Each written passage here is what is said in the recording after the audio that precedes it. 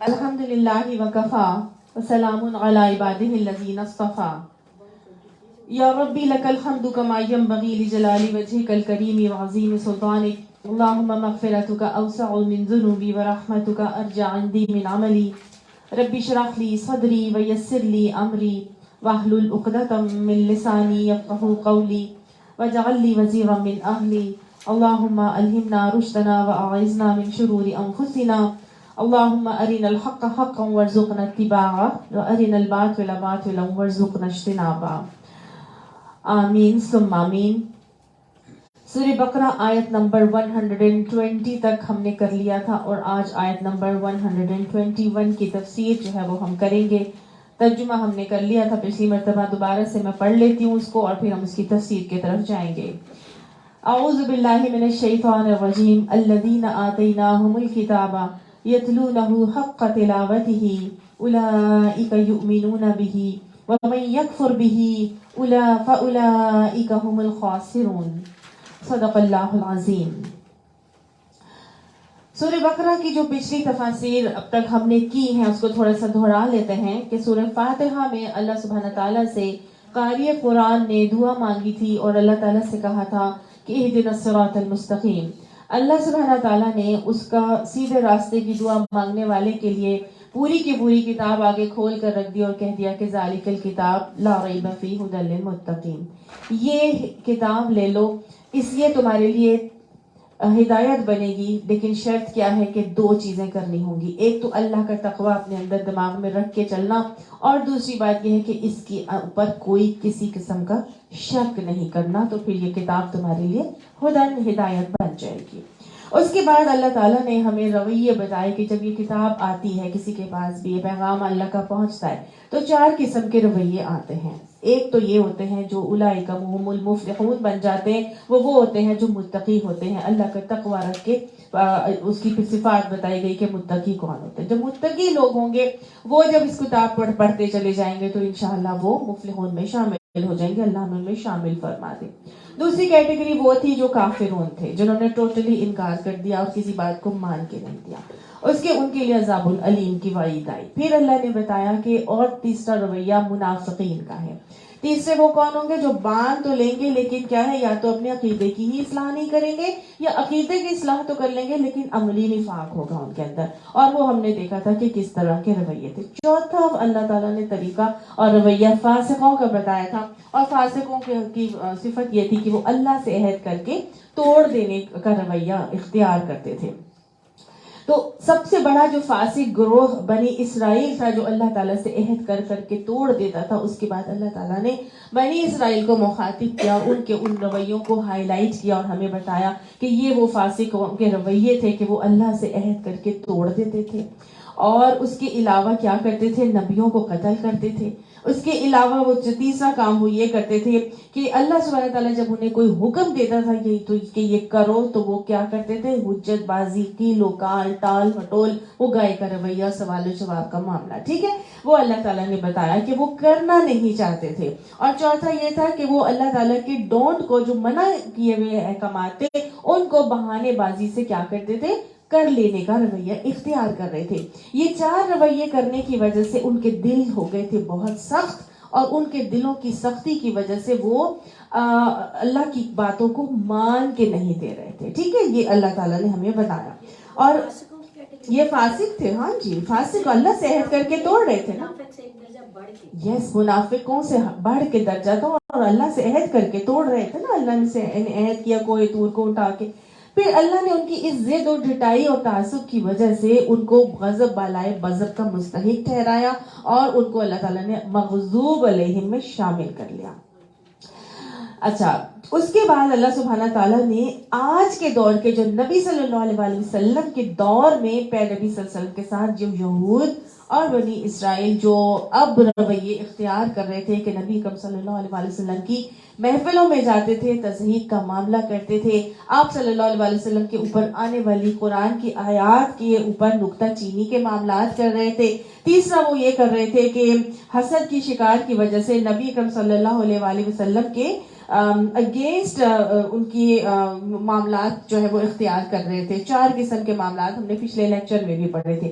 اللہ تعالیٰ نے وہ رویے یہاں پر دکھائے تھے, اور پھر اس کے بعد اللہ سبحانہ تعالیٰ نے ہمیں یہ بتا دیا تھا کہ یہ کبھی بھی ان باتوں کو مان کے نہیں دیں گے, لیکن نئے نبی صلی اللہ علیہ وسلم آپ کو رویہ سکھا دیا گیا ہے کہ آپ ان کی اس قسم کی حرکتوں پر پریشان نہیں ہوں, بلکہ کیا کریں, حسد کی وجہ سے جو بھی یہ کر رہے ہیں آپ نے ریٹیلیٹ نہیں کرنا, بلکہ فاعفو واصفحوا کا معاملہ کرنا ہے. اور ان کا تو ٹارگٹ اور مقصد یہ ہے کہ وہ کیا کریں, وہ آپ سے کبھی بھی راضی نہیں ہوں گے جب تک کہ وہ آپ ان کے طریقوں پر عمل پیرا نہ ہونا شروع ہو جائے. اللہ نے بتا دیا تھا اور سمجھا دیا تھا کہ یہ کتاب میں نے آپ کو دے دی ہے, اور اس کتاب کے آنے کے بعد جو بھی یہ جو آخری آیات تھی ہماری وہ یہی تھی کہ ان کو کہہ دو کہ ان ھدی اللہ ھو الھدی, کہ ہدایت وہی ہے جو اللہ کی طرف سے ہدایت آئی ہے. اور اس ہدایت یعنی قرآن پاک اور نبی صلی اللہ علیہ وسلم کے آنے کے بعد اگر تم نے اس علم سے کفر کیا جو تمہارے پاس آ چکا ہے, تو پھر سوچ لینا کہ اللہ کے علاوہ تمہیں کوئی نہیں بچا سکے گا. یہاں تک ہم نے پڑھ لیا تھا, اور اللہ تعالیٰ نے اب بتایا کہ یہ کتاب جو اللہ کی طرف سے ہدایت نامہ بنا کے تمہیں بھیجا گیا ہے, اس کتاب کو اب ایسے پڑھنا ہے جیسے کہ اس کو پڑھنے کا حق ہے. اگر اس کتاب کو ایسے پڑھو گے جیسے کہ اس کو پڑھنے کا حق ہے, تو پھر ہی تم اس کتاب پر ایمان لانے والوں میں شامل ہوگے. اور اگر ایسے نہ پڑھا کہ جیسے کہ اس کو پڑھنے کا حق ہے, تو پھر کیا ہے, اس سے انکار کا رویہ اختیار کر لو گے اور خاسرون میں شامل ہو جاؤ گے. تو آج ہم نے دیکھنا ہے کہ اس کتاب کو پڑھنے کا حق کیا ہے, کہ جو اس پر ایمان لا کے حق کا تلاوت ہی کو کر کے اس کو پڑھنا چاہیے, تاکہ ہمارا ایمان جو ہم قولی ایمان ہے وہ ایمان ہمارا عملی ایمان میں کنورٹ ہو جائے. تو قرآن کو پڑھنے کا حق کیا ہے؟ سب سے پہلی بات تو یہ ہے کہ ہم نے جو پڑھ لیا شروع کے اندر وہ یہی تھا کہ لا ریب فی, اس کے اندر شک نہیں کرنا. پہلا حق یہ ہے کہ اس کتاب کے اوپر کسی قسم کا بھی شک نکال دیا جائے, کیونکہ اللہ تعالیٰ نے دیکھیں بار بار قرآن پاک میں 4-5 دفعہ بتایا ہے کہ وَلَا تَكُونَنَّ مِنَ الْمُمْتَرِينَ, تو شک کرنے والوں میں مت آ جانا, کیونکہ جب شک آ جاتا ہے نا تو ایمان کی راہ میں رکاوٹ بن جاتا ہے. اگر ایک شک آ جائے گا نا ہمارے دل میں کہ پتہ نہیں یہ اللہ نے بھیجا بھی ہے کہ نہیں, پتہ نہیں یہ محفوظ ہے بھی کہ نہیں, پتہ نہیں اس کے احکامات آج کے لیے اپلیکیبل ہیں بھی کہ نہیں, یہ سب شکوک ہیں. اور اگر یہ شکوک آ جائیں گے نا تو پھر ہمارے لیے یہ پھر اس کا جو اس میں نا ایک کنفیوژن کا رویہ آ جائے گا. اور یہی شک آج ہمارے دلوں میں آ چکا ہے, اس نے بسیرا کر لیا ہے کہ قرآن کافی تحریک جو ہے نا, کچھ لوگ تو یہی بولنا شروع ہو گئے بس قرآن ہی کافی ہے, کچھ لوگ کہتے ہیں بس حدیث کی کوئی ضرورت نہیں ہے, حدیث میں جو ہے وہ محفوظ نہیں ہے. تو ہمیں ہر قسم کا شک اپنے دلوں سے نکال کے بچے بن کے اپنی انگلیاں جو ہے نا اس قرآن کو پکڑا دینا ہے, تبھی یہ قرآن میرے اور آپ کے لیے ہدن بنے گا, ہدایت بنے گا. یہ قرآن مجھے اور آپ کو گائیڈ کرے گا. ہمارے اندر صرف تقویٰ ہونا چاہیے, شک ہمارے اندر سے نکل جائے گا. جب اس کو پڑھنے بیٹھیں گے تو پھر کیا رویہ اختیار کرنا ہے؟ سب سے پہلے تو یہ کہ اس کو باوضو ہو کے پڑھا جائے, ٹھیک ہے. دوسری بات یہ کہ قبلہ رو بیٹھ کر پڑھی جائے, یہ آداب ہے اس کے. تیسری بات یہ کہ اگر آپ اس کو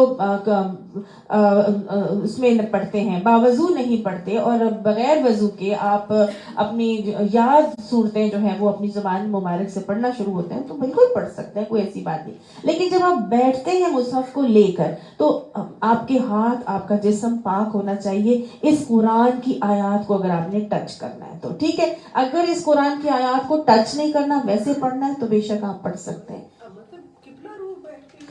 ادب ہے, یہ ادب ہے.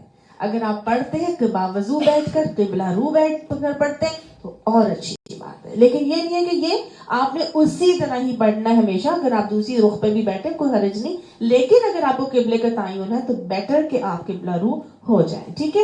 اس کے بعد تیسری چیز یہ ہے کہ اس کی فجر کے وقت تلاوت کی جائے, ٹھیک ہے, کیونکہ فجر کا قرآن مشہود ہوتا ہے, قرآن پاک میں آیا ہے. چوتھی بات یہ ہے کہ جب بھی قرآن پاک کو پڑھا جائے تو نبی اکرم صلی اللہ علیہ وسلم کی سنت کے مطابق جہاں اس کو ٹھہر ٹھہر کے پڑھنا ہے. تو جب جو آیات آتی ہیں जहन्नुम की आयत आए तो जहन्नुम से पनाह मांगी जाए, जन्नत की आयत आए तो जन्नत का सवाल किया जाए, बख्शिश की आयत आए, अल्लाह गफूर रहीम है वो आयत आए तो अल्लाह से उसकी बख्शिश मांगी जाए, अल्लाह की रहमत की आयत आए तो अल्लाह की रहमत मांगी जाए। तो जो जो आयत आती जाए उस पर दुआएं साथ के साथ मांगते चले जाएं, ठीक है।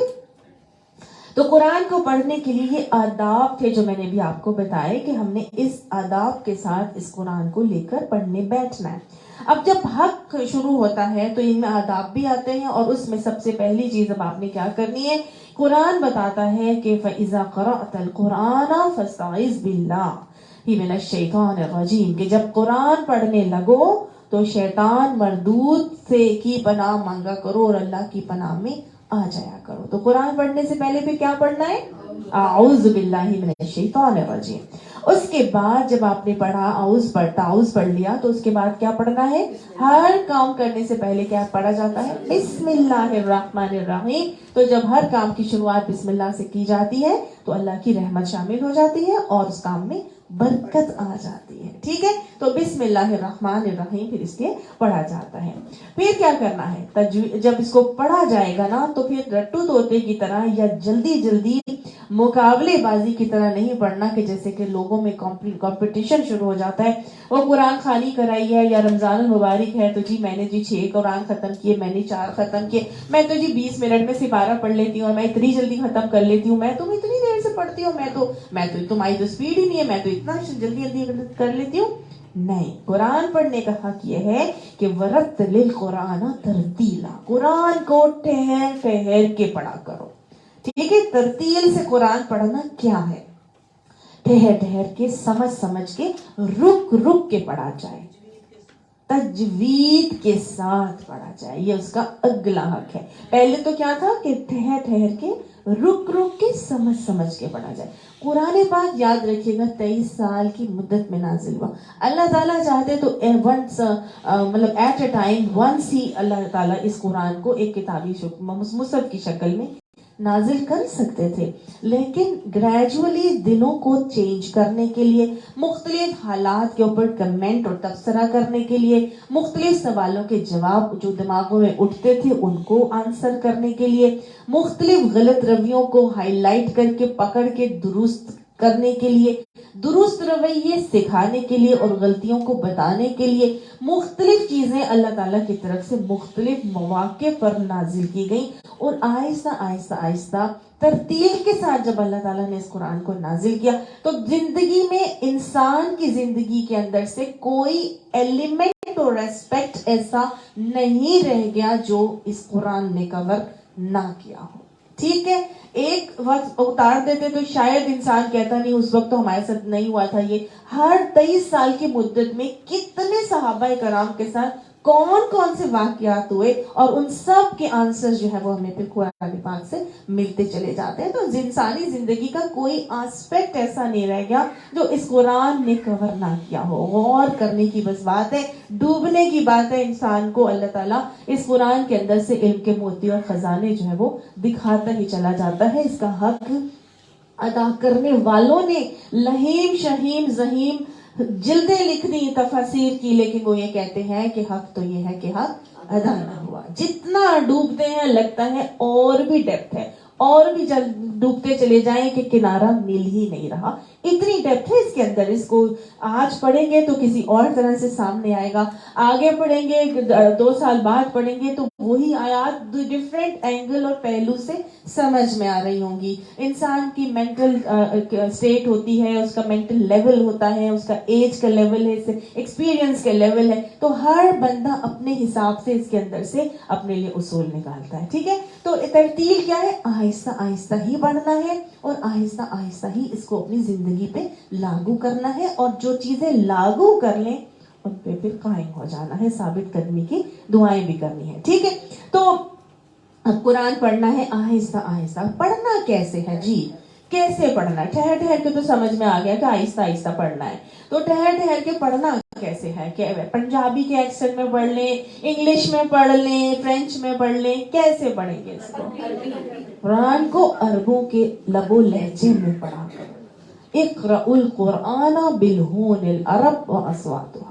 آپ صلی اللہ علیہ وآلہ وسلم نے فرمایا تھا کہ قرآن کو عربوں کے لب و لہجے میں پڑھا کرو. اللہ کو ایسا قرآن پڑھنا پسند ہے جیسا کہ اس کو اتارا گیا, جیسا اس کو اتارا ہے ویسے ہی پڑھنا پسند ہے.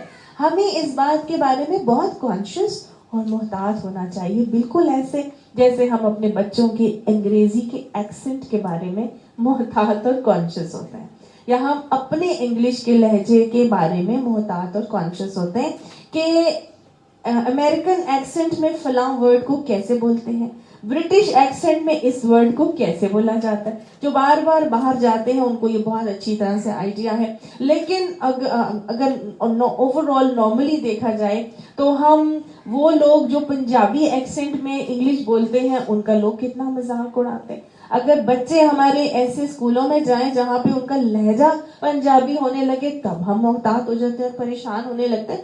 تو اتنی زیادہ محتاط اور پریشان ہم انگلش کے دو ایکسنٹ کے بارے میں ہو جاتے ہیں, لیکن کیا ہم نے کبھی یہ سوچا ہے کہ ہم عربی کے ایکسنٹ کے بارے میں بھی اتنا ہی محتاط ہو کہ ہمارا بچہ قرآن کو عربوں کی طرح پڑھتا ہے کہ نہیں پڑھتا؟ کبھی ہم نے سوچا؟ ہمارے بچے تو سلام بھی صحیح نہیں کرتے. السلام علیکم. جی تو غلطی کس کی ہے؟ ہماری. غلطی کس کی ہے؟ ہماری. ہم نے ہی اپنے بچوں کے لیے اس چیز کو پرائیورٹی اور پریفرنس نہیں بنایا, ہم نے ہی اس کو وراء اور ظہورہم کر دیا تھا نا, جیسے انہوں نے کیا, بنی اسرائیل نے کہ کتاب اللہ کو پس پشت ڈال دیا تھا. تو جب ہماری یہ پرائیورٹی ہی نہیں ہے, کبھی قرآن پڑھانے والے ٹیچر کو رکھنے سے پہلے ہم نے سنا ہی نہیں کہ اس کی تجوید کیسی ہے, یہ بندہ پڑھتا کیسا ہے, وہ قاریہ کو رکھ رہے ہیں تو یہ پڑھا کیسے رہی ہے, اس کا اپنا سٹائل کیسا ہے پڑھنے کا. بس فلاں نے بتا دیا فلاں کے بچوں کو پڑھاتا ہے, چلو جی مجھے بھی بھیج دینا اور میرے بھی آ جائے. کتنے پیسے لیتا ہے؟ اچھا اتنے لیتا ہے, بس ٹھیک ہے قرآن ہی پڑھانا ہے نا. اسکولوں کی فیسیں ہم ہزاروں میں اٹھا کے دے رہے ہیں, اور قاری صاحب کے لیے ہم کہتے ہیں کم سے کم پیسوں میں کوئی قاری یا قاریہ مل جائے تاکہ بچے کا یہ قرآن کا جو ہے نا وہ سلیبس ختم ہو جائے. یہ تو ہماری پرائیورٹی ہے. اللہ کو کیسا قرآن پسند ہے؟ جیسا کہ اس کو اتارا گیا تھا بالہون العرب. آپ صلی اللہ علیہ وآلہ وسلم نے فرما دیا تھا, یاد رکھیے گا, آپ نے فرمایا تھا من لم یتغن بالقرآن لیس منا, جو قرآن کو ہماری طرح غنا کے ساتھ نہیں پڑھتا وہ ہم میں سے نہیں ہے. قرآن کو غنا کے ساتھ پڑھنا ہے, تجوید کے ساتھ پڑھنا ہے. غنا کے ساتھ کیا ہوتا ہے؟ غنا گنگنانا, لہن کے ساتھ. جہاں پہ غنہ آتا ہے وہاں پہ تھوڑا سا لے ہوتی ہے, نون مشدد میں غنہ کیا جاتا ہے, اور وہاں آواز میں جو ہے نا وہ لہراؤ ہوتا ہے تھوڑا سا, ٹھیک ہے, گنگنی آواز, اس کو غنہ کہا جاتا ہے. تو قرآن کو تو ہمارے لیے اللہ تعالیٰ نے کیا بنایا تھا؟ دلوں کا سکون بنایا تھا. ہم سکون ڈھونڈتے ہیں موسیقی کے اندر. موسیقی سے کیوں ہم دلوں کو سکون کہتے ہیں؟ روح کی غذا گنگناہٹ ہوتی ہے, اس کے اندر گنگناہٹ ہوتی ہے. ریدم میوزک کو اگر ہٹا بھی دیں, گنگنانے سے, ترنم سے سکون. تو اصل سکون کس میں تھا؟ قرآن کی آیات کو گنگنا کے پڑھنے میں سکون ملنا چاہیے تھا, کیونکہ اللہ نے فرما دیا ہے اللہ بذکر اللہ تطمئن القلوب, کہ اللہ خبردار ہو جاؤ, اللہ کے ذکر سے دلوں کو اطمینان ملے گا. گنگنی آواز سے سکون تو آپ کو فیل ہوگا, لیکن جب وہ اللہ کے ذکر کے ساتھ ہوگی تو دلوں کو اطمینان ہوگا. لیکن اگر وہ شیطان کی لیرکس کیا کریں, ویری گڈ, کوشش کرتے رہیں. کیوں؟ کوشش کرنے والے کے لیے جو قرآن کو تجوید سے نہیں پڑھ پاتا, آپ صلی اللہ علیہ وسلم نے فرمایا, اور اس کے لیے کوشش کرتا ہے اور پھر بھی نہیں پڑھ پاتا, اس کے لیے دوہرا اجر ہے, ایک تو پڑھنے کا اور دوسرا کوشش کرنے کا. تو کبھی بھی کوشش کرنا نہیں چھوڑنا چاہیے. تجوید کو سیکھیں اور تجوید سیکھنے کے لیے پوری کوشش کریں. آج نہیں تو کل پتھر پر بھی جب ہم پھینکتے رہے نا پانی, تو ایک قطرہ گرتا رہے تو پتھر جو اتنا سخت ہوتا ہے اس میں بھی سوراخ ہو جاتا ہے. تو ہم تو پھر انسان ہیں, ٹھیک ہے. تو ضرور پڑھنا ہے, اپنے لہجے کو بھی صحیح کرنا ہے, عربوں کی طرح نکالنے کی کوشش کرنا ہے. بہت آسان ہے, آج کل تو اتنے قاریوں کی کیسیٹس اویلیبل ہیں. پہلے تو کیسیٹس ہوتی تھی, اب تو ویڈیوز اویلیبل ہیں, آڈیوز اویلیبل ہیں. یوٹیوب پر چلے جائیں, کہیں سے نکالیں اور اس کو سنیں, بار بار سنیں, سنتے رہیں گے, خود ساتھ پڑھیں. جب صرف سن رہے ہیں تو نہیں پتہ چلے گا, لیکن آپ قرآن کو لے کے بیٹھیں, ان کی آڈیو یا ویڈیو لگائیں اور پھر آپ دیکھیں آپ نے تو ایسے پڑھا تھا اور یہ ایسے پڑھ رہے ہیں. آپ ایک ایک آیت کر کے پڑھیں, پہلے خود پڑھیں پھر ان کی سنیں, پھر ان کی سنیں پھر خود پڑھیں. صحیح. تو اس طرح جب آپ کریں گے تو انشاءاللہ اس سے بھی بہت حد تک بہت لوگوں نے اپنی تجوید کو بہتر کیا ہے. تھوڑی سی تلاوت میں وہ لفظ 2 دفعہ ہے تو دوسری دفعہ کریکٹ ہو جاتا ہے. ہاں جی بالکل, دوسری دفعہ کریکٹ ہو. تو بہت لوگوں نے, بس صرف کیا ہے, آپ کی ڈیڈیکیشن کی ضرورت ہے. جتنا بیٹھیں گے انشاءاللہ اس کو اپنی اصلاح کرتے چلے جائیں گے. قرآن کا اگلا حق کیا ہے, وہ یہ ہے کہ جب قرآن کو پڑھا جائے تجوید کے ساتھ, عربی میں تو ہم نے پڑھ لیا, اور اس کو ایک ایک لفظ کو پڑھنے کے لیے 10 نیکیوں کا اجر ملتا ہے. تو ایک ایک لفظ نہیں, حرف کو پڑھنے کا. جیسے کہ انا ہے تو الف زیر کو پڑھنے کا کتنا اجر ہے, 10 نیکیاں. نون کو پڑھنے کا 10 نیکیاں. تو ہر حرف کو پڑھنے کا 10 نیکیوں کا اجر. الحمدللہ ثم الحمدللہ. عربی میں پڑھتے ہیں. ناظر قرآن کا بھی کوئی کتاب ایسی نہیں ہے جو آپ صرف پڑھتے چلے جائیں گے وداؤٹ ٹرانسلیشن اجر دیتی جائے سوائے اس قرآن پاک کے. یہی تو اس کا معجزہ ہے. ایک معجزوں میں سے یہ ایک معجزہ یہ کہ آپ کو یہ ثواب بھی دیتی ہے, اور ساتھ ساتھ اس کا حق اس وقت تک نہیں ادا ہو سکتا جب تک کہ آپ اس کو ترجمے سے نہ پڑھیں. جب تک ترجمے سے نہیں پڑھیں گے کیسے پتہ چلے گا کہ یہ اللہ کی طرف سے ہدایت نامہ ہے, یہ اللہ تعالیٰ کی طرف سے شفا کا نسخہ ہے, یہ اللہ تعالیٰ کی طرف سے دلوں کا اطمینان اور سکون ہے, یہ اللہ تعالیٰ کی طرف سے دلوں کی بیماریوں کی شفا اللہ تعالیٰ نے میرے اور آپ کے لیے شفاء لما فی الصدور بنا کے اس کو مجھے آپ کے لیے بھیجا ہے. لہٰذا اس کو ترجمے کے ساتھ پڑھنا بہت ضروری ہے. ٹھیک ہے. قرآن المبین ہے, قرآن الحکیم ہے.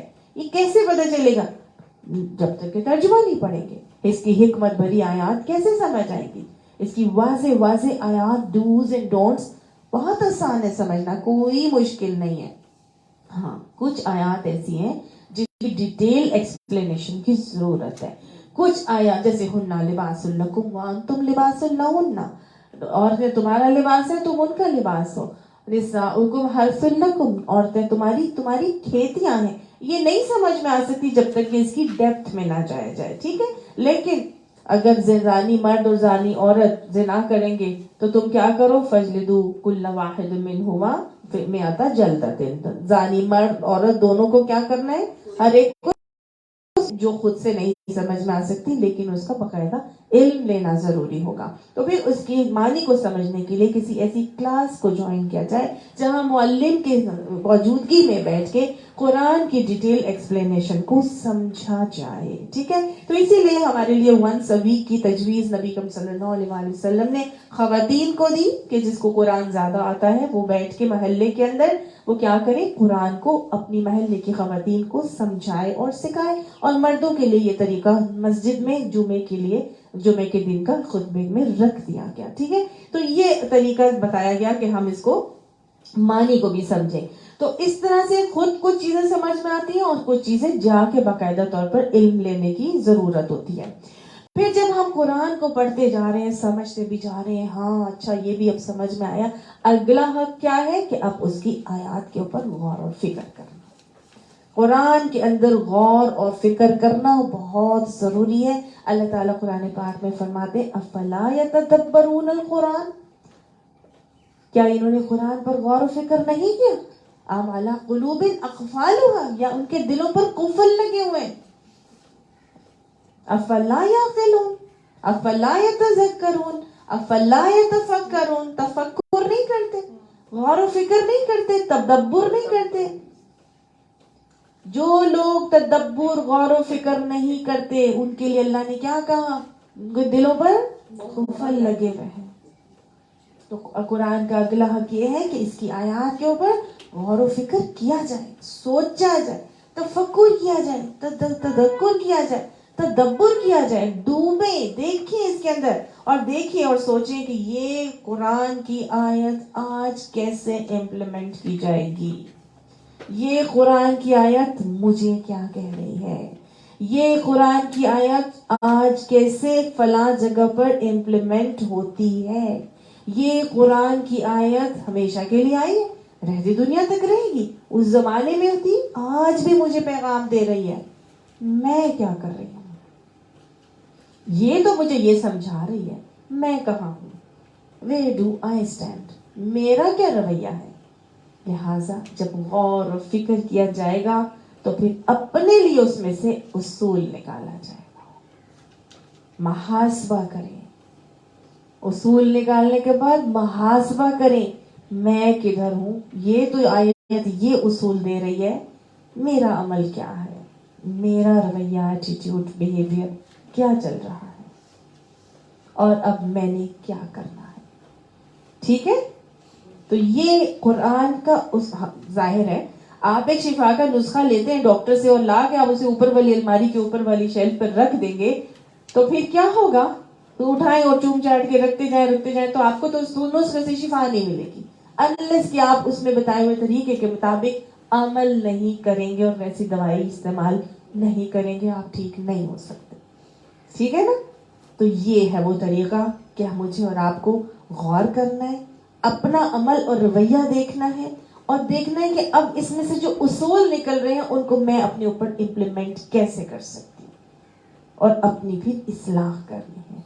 अगर तो सही रवैया अपनाए हुए हैं तो अल्हम्दुलिल्लाह सुम्मा अल्हम्दुलिल्लाह, और अगर अप्लाई हुए नहीं है तो क्या करना है, अपनी इस्लाह करनी है और फिर इस्लाह करने के बाद पहले गुनाहों से इस्तगफार करना है, फिर अपनी इस्लाह करनी है और उसके बाद उस अमल के ऊपर, सही रवैये के ऊपर साबित कदम हो जाना है और अल्लाह ताला से साबित करने की दुआएं मांगनी है। ठीक है, ये है तरीका और रवैया जो बताया जा रहा है। अपनी कमी का इतराफ करना है, ये नहीं करना कि लम यसिर वला मा फ़अलू, आता है ना कि उनको पता होता है, वो हम यालमून, वो जानते हैं कि वो गलत कर रहे हैं लेकिन फिर भी अपने किए पर इसरार करते हैं, दानिस्ता जो गलत काम कर रहे होते हैं ना उस पर इसरार करके जस्टिफाई कर रहे होते हैं। मोमिन ऐसे नहीं करता। मोमिन क्या करता है, जैसे ही मुहासबा करता है उसको अपनी गलती का एहसास होता है, हाँ मैं यहाँ पर गलत थी, कुरान गलत नहीं हो सकता, मैं गलत हो सकती हूँ।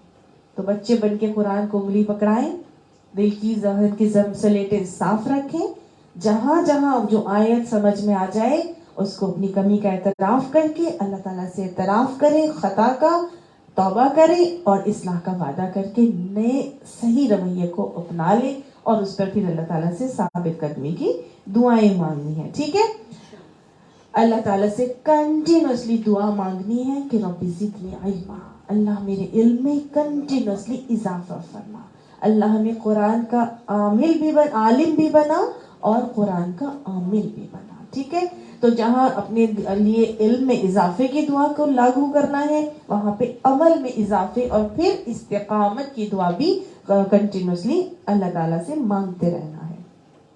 ये तो वो हक है जो हम अपने लिए कर रहे हैं, एक हक का तिलावत ही में, लेकिन सिर्फ यहीं तक खत्म नहीं हो जाता। अल्लाह ने मुझे और आपको सिर्फ मेरे लिए नहीं बनाया, अल्लाह ने मुझे और आपको कुंतुम खैरा उम्मतिन बनाया, बेहतरीन उम्मत बना के अल्लाह ने कहा कुंतुम खैरा उम्मतिन, कुंतु खैरा नहीं अल्लाह ताला ने कहा। ठीक है, अल्लाह ने क्या कहा, कुंतुम खैरा उम्मतिन, तुम सब बेहतरीन उम्मत हो। पूरी उम्मत को बेहतरीन अल्लाह ने क्यों बनाया था, क्योंकि तुम्हारे लिए नहीं, तुमको बनाया उखरिजत लिन्नास, तुम्हें लोगों के लिए बनाया गया। तुम लोगों के लिए रोल मॉडल बनो और रोल मॉडल बनने के लिए सबसे पहले अपनी इस्लाह करना जरूरी है।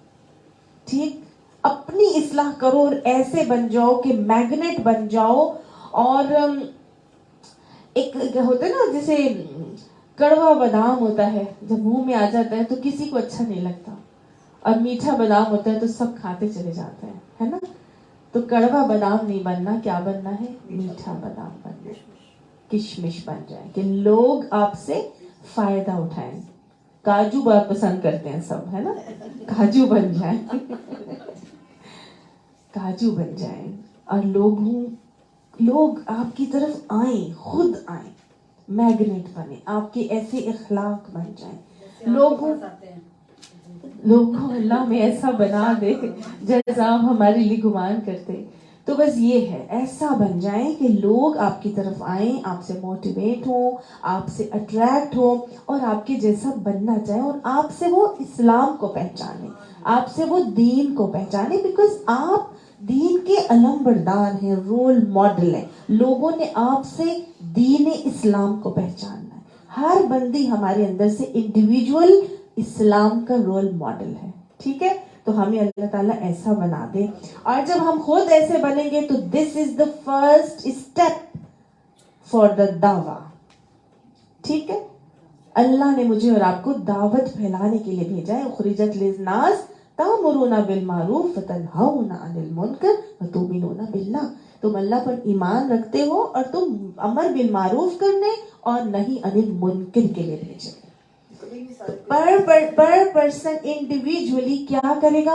दाई है, उसने दावत देनी है, अपने अपने लेवल पर दावत देनी है। और अल्लाह ने फरमाया वमन अहसन कौलन मिम्मन दआ इलल्लाह व अमिल सालिहन व क़ाल इन्ननी मिनल मुस्लिमीन।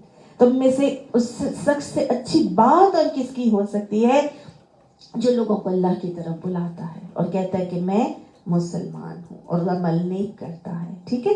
अमल नेक करने हैं, मुसलमान होने का लेबल ही नहीं लगाना बल्कि मुस्लिम बन के दिखाना है। और फिर यही वो रवैया है जो लोगों को दीन की तरफ दावत देने के लिए बेहतरीन एक जरिया है दावत देने के लिए, ठीक है। हर किसी को आप बोल बोल के नहीं दावत देते। घर में बोलेंगे ना तो कोई नहीं सुनेगा, घर में तो कभी नहीं कोई सुने, खानदान में भी नहीं सुनेगा कोई। यस, ठीक है। तो यही है तरीका और यही है रवैया कि जब दीन को सीख लिया है तो इसकी तालीमात को फैलाना है, सबसे पहले अपने ऊपर और उसके बाद आगे। अल्लाह ने फरमाया ना, अल्लाह ताला ने कि बल्लिग मा उनज़िला इलैका मिन रब्बिक, पहुंचा दो जो तुम्हारे रब की तरफ से तुम्हारे पास पहुंचाया जा रहा है। नबी सल्लल्लाहु अलैहि वसल्लम को हुक्म था और नबी सल्लल्लाहु अलैहि वसल्लम के बाद किसने पहुंचाना है? मैंने और आपने पहुंचाना है। जो अंबिया के नाइब हैं, उलमा कौन होते हैं? अल उलमाउ वरसतुल अंबिया, उलमा अंबिया के नाइब और वारिस होते हैं। तो अल्लाह हमें अंबिया का नाइब और वारिस बनाए और हमें कुरान के लिए, कुरान की तालीमात को आगे पहुंचाने के लिए चुन ले। मैं और आप अल्लाह के खलीफा बनाकर भेजे गए हैं, पढ़ चुके हैं ना, इन्नी जाइलुन फिल अर्दी खलीफा। अल्लाह ताला जमीन में खलीफा और नाइब बना के भेज रहा था। किसको भेज रहा था? इंसान को। Very good. हजरत आदम अलैहिस्सलाम को भेजा और साथ ही किसको भेज दिया?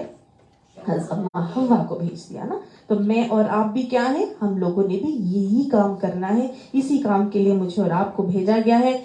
अल्लाह ने के नबी ने फरमा दिया कि खैरुकुम मन तअल्लमल कुरान व अल्लमहु, तुम में से बेहतरीन अब वो होंगे, बेहतरीन उम्मत में से आए हो, लेकिन अब इनमें से भी बेहतरीन कौन है? मन तअल्लमल कुरान, जो कुरान को पढ़ाते हैं, व अल्लमहु, और उसको सीखते हैं। तो अल्हम्दुलिल्लाह अल्लाह ने मुझे और आपको कुरान पढ़ने और पढ़ाने के लिए चुन लिया है। अल्हम्दुलिल्लाह, अल्लाह का शुक्र अदा क्या करें। आज ही मगरिब की नमाज के बाद, घर जाने के बाद, सब में 2 नफिल शुक्राने के अदा करने हैं कि अल्हम्दुलिल्लाह अल्लाह ने मुझे और आपको तअल्लमल कुरान व अल्लमहु वाले लोगों में शामिल करके खैरुकुम बना दिया। सही। तो जहां अल्लाह ने बेहतरीन उम्मत बनाया, उम्मत बेहतरीन बनाकर भी उनमें से बेहतरीन लोगों में मैं और आप अल्हम्दुलिल्लाह शामिल हैं। अब अल्लाह अब हमें ऐसा बना दे कि हम उसे पसंद आ जाए और इसका हक हम अदा करने वाले बन जाएं। आप सल्लल्लाहु अलैहि वसल्लम ने फरमाया आप कितना कुरान पढ़ें। देखिए अब रोजाना के बारे में कुरान है। अब रोज मैं और आप कितना कुरान पढ़ेंगे? कितना कुरान कम से कम पढ़ना है? आप सल्लल्लाहु अलैहि वसल्लम ने फरमाया कि रोजाना 10 आयात को पढ़ने वाला गाफिलों में शामिल नहीं होगा। तो कम से कम कितनी आयात है? 10 आयात पढ़ने वाला गाफिलों में शामिल नहीं होगा। और रोजाना 100 आयात पढ़ने वाला तो फर्मा बरदारों में लिख लिया जाए। اگر 100 آیات پڑھتے ہیں تو فرما برداروں میں شامل ہو جائیں گے، اللہ کے فرما برداروں میں۔ اللہ ہمیں فرما برداروں میں شامل ہے۔ نئی آیتیں ہی پڑھنی ہے نا، روزانہ سیم کو تو ریپیٹ نہیں کرتے۔ قرآن کو تو پھر پورا ہی پڑھنا ہے نا۔ ہمارے یہاں بھی یہ چیز بھی بہت ہے کہ جی وہ 11 سورہ اور 5 سورہ بنا دی اور بس وہی پڑھتے رہو، روزانہ وہی پڑھتے رہو۔ نو، اگر آپ اس نیت سے روزانہ سورہ رحمان پڑھ رہے ہیں کہ مجھے وہ یاد ہو جائے گی، وہ ایک علیحدہ بات ہے، وہ آپ یاد کریں، لیکن جو یہ سارے حقوق کے ساتھ میں نے بتایا وہ تو ظاہر ہے وہ تو پھر آپ کو پورا قرآن کو ہی پڑھنا ہے نا، تو کم سے کم 10 آیات اور پھر 100 آیات کے حوالے سے آتا ہے۔ آپ صلی اللہ علیہ وآلہ وسلم نے فرمایا صرف 2 لوگ رشک کے قابل ہیں، ایک وہ جس کو اللہ سبحانہ تعالیٰ نے قرآن کا علم دیا اور وہ صبح و شام لوگوں میں پھیلاتا ہے، اور دوسرا وہ جس کو اللہ تعالیٰ نے ڈھیر مال دیا اور وہ صبح شام دائیں بائیں لوگوں میں خرچ کرتا ہے۔ بہقی کی آتی حضرت عبداللہ سے روایت آتی ہے کہ آپ صلی اللہ علیہ وآلہ وسلم نے فرمایا کہ اے قرآن والو، قرآن کو اپنا تکیہ نہ بناؤ بلکہ دن اور رات کے اوقات میں اس کی تلاوت کیا کرو جیسا کہ اس کا حق ہے، اور اس کو پھیلاؤ اور اس کو دلچسپی لے کر اور مزے لے کر پڑھا کرو، اور اس میں تذکر کرو اور اس سے عاجل یعنی جلدی حاصل ہونے والا معاوضہ لینے کی کوشش نہ کرو، اللہ کی طرف سے اس کا عظیم ثواب اور معاوضہ ملنے والا ہے۔ اور یقین مانیے کہ جب قرآن کی طرف آپ لگ جاتے ہیں تو اللہ کی طرف سے کیا کیا ملتا ہے یہ ہم بیان بھی نہیں کر سکتے۔ یہ جو پڑھتے ہیں اس کے گھن چکر میں آپ آ جاتے ہیں تو پھر اس کی کرامات آپ کو خود نظر آتی ہیں، یہ ناقابل بیان ہے۔ اللہ نے کہا کہ اللہ کی طرف سے اس کا عظیم ثواب اور معاوضہ ملنے والا ہے، وہ دنیا میں بھی اللہ دیتا ہے اور انشاءاللہ آخرت میں تو اللہ تعالیٰ ضرور دے گا۔ کس طرح دے گا؟ اللہ کے نبی نے فرمایا نا، شافعانی مشفعان، کہ 2 شفاعت کرنے والے ایسے ہیں جن کی سفارش رد نہیں کی جائے گی۔ 2 سفارش کرنے والے جن کی سفارش رد نہیں کی جائے گی، ایک قرآن اور دوسرا روزہ، ان کی سفارش رد نہیں کی جائے گی۔ جی قرآن کیا کہے گا کہ اللہ میں نے اس کو سونے سے روکے رکھا، اور روزہ کہے گا میں نے اس کو کھانے پینے سے روکے رکھا۔ تو یہ قرآن وہ چیز ہے کہ جس کو پڑھنے کی وجہ سے آپ اجل معاوضہ تو لیں گے ہی دنیا کا، لیکن آخرت میں بھی آپ کے لیے شفا شافی بنے گا اور قبر سے عذاب سے روکنے کا سبب بھی بنے گا۔ اگر آپ خود اس پر عمل کر کے اپنی اولاد کو سکھائیں گے تو وہ اولاد آپ عمل کرنے والی ہوگی، تو اس کے اس عمل کی وجہ سے اس کے والدین کے ایسے تاج اس کے سروں پہ رکھے جائیں گے کہ جن کی وجہ سے ساری کی ساری عالم جو ہے وہ روشن ہو جائے۔ اللہ ہماری وجہ سے ہمارے والدین کے سروں پہ وہ تاج ان کو پہننا نصیب فرما دیں گے۔ یہ قرآن کچھ لوگوں کے حق میں سفارش کرے گا اور کچھ لوگوں کے خلاف بھی حجت بن جائے گا۔ اللہم لا تجعلنا منہم، جن کے خلاف یہ حجت بن جائے۔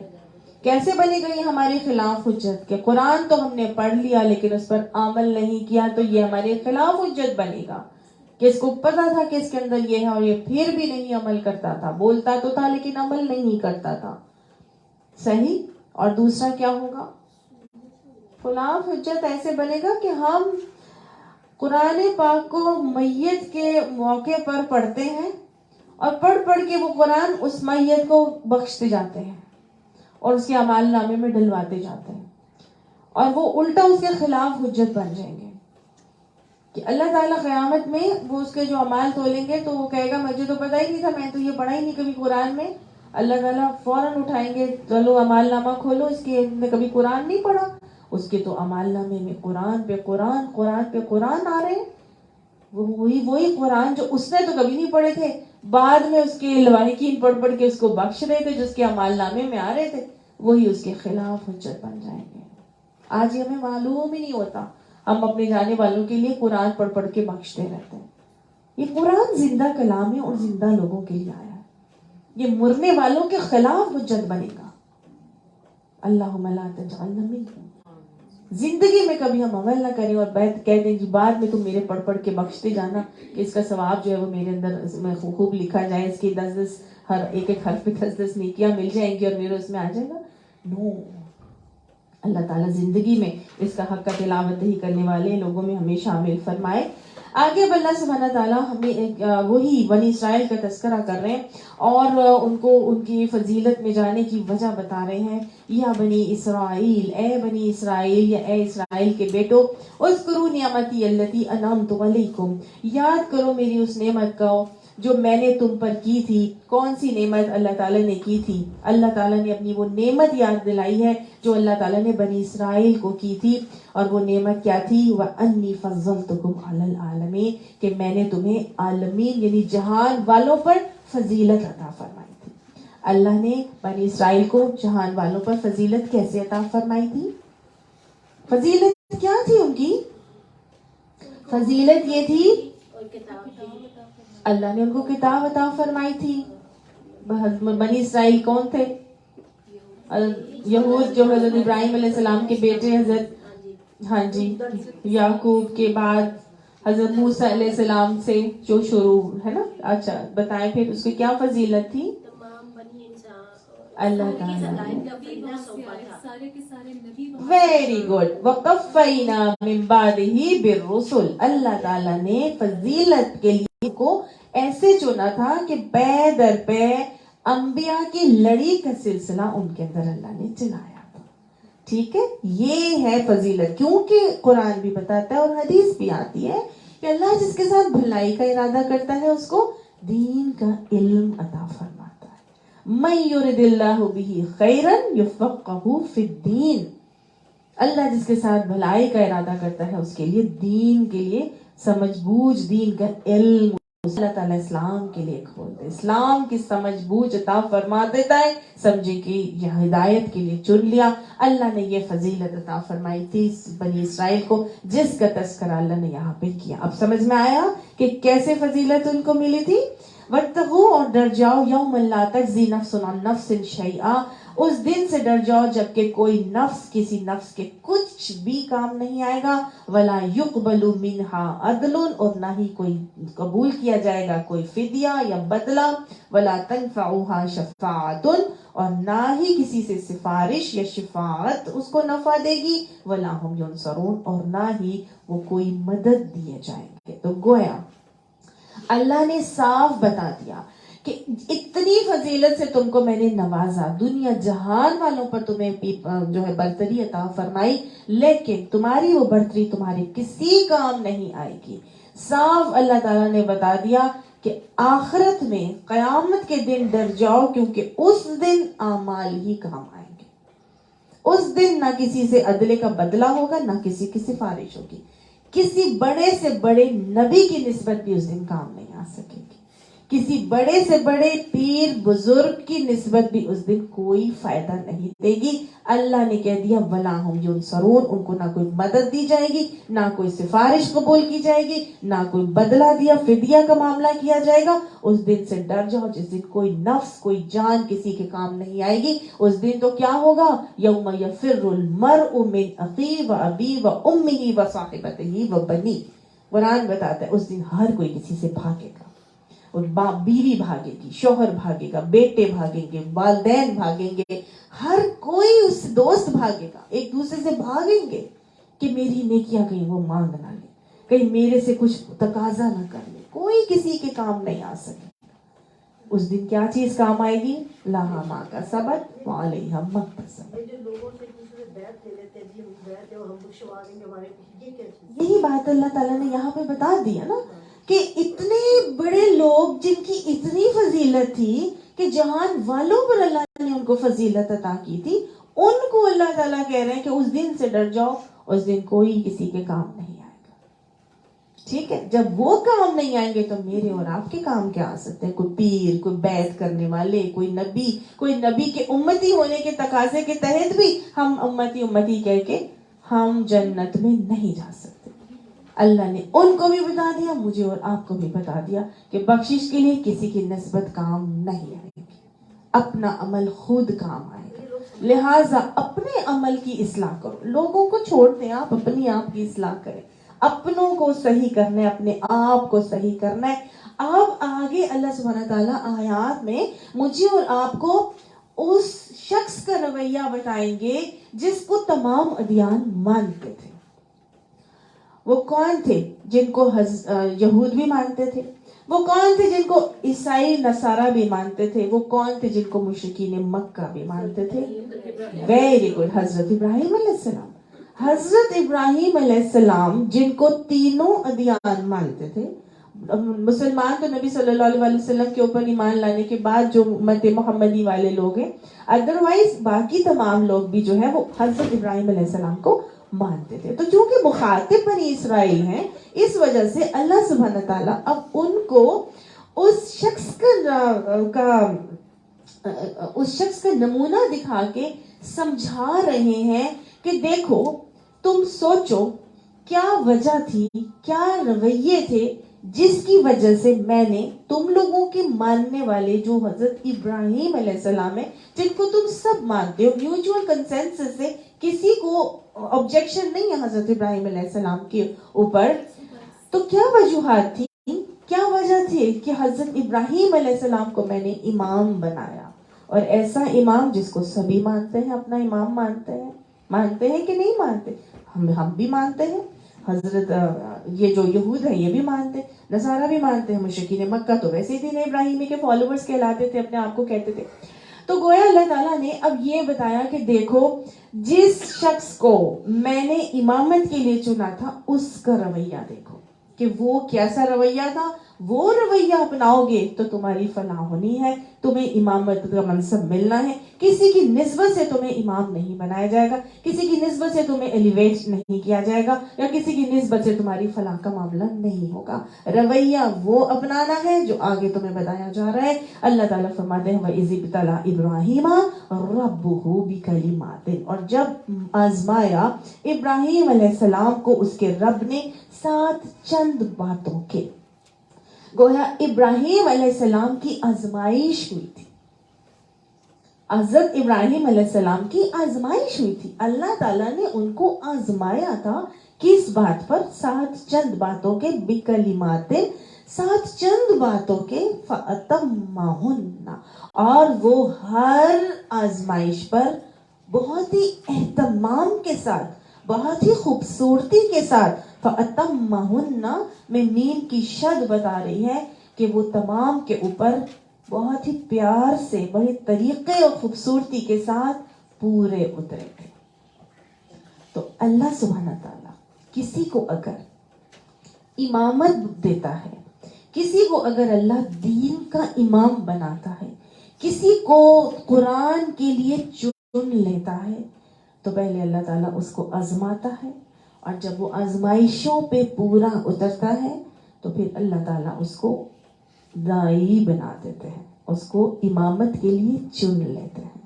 मैं और आप अगर चाहते हैं कि अल्लाह ताला हमसे इस दीन की दावत का काम ले, हमारी औलादों से ले, तो हमें पहले अपने आप को उन आजमाइशों पे जो अल्लाह की तरफ से आती है पूरा उतारना है, और अपनी औलादों को भी इस काबिल बनाना है कि वो अल्लाह की तरफ से आई हुई हर आजमाइश पर खूबसूरती के साथ फअतम्माहुन्ना करके दिखाएं। ठीक है, तो यहाँ तो ये समझ में आ रहा है कि अल्लाह ताला ने हजरत इब्राहिम अलैहिस्सलाम को जब आजमाया था तो उन्होंने हर आजमाइश को पूरा करके दिखाया था। आजमाने वाला आजमा के थक गया है, लेकिन पूरा उतरने वाला ऐसे पूरा उतर रहा है कि उसकी खूबसूरती से पूरा उतरने की आजमाने वाला तारीफ करके कह रहा है। आजमाया जाने वाला नहीं उगता रहा, आजमाइश लेने वाला जो मुमतहिन है, जो अल्लाह है, वो आजमाइश पे आजमाइश दे रहे हैं, और ये आजमाइश में पूरे उतरते जा रहे। अल्लाह ने ऐसे रवैये अपनाने की तौफीक अता फरमाए।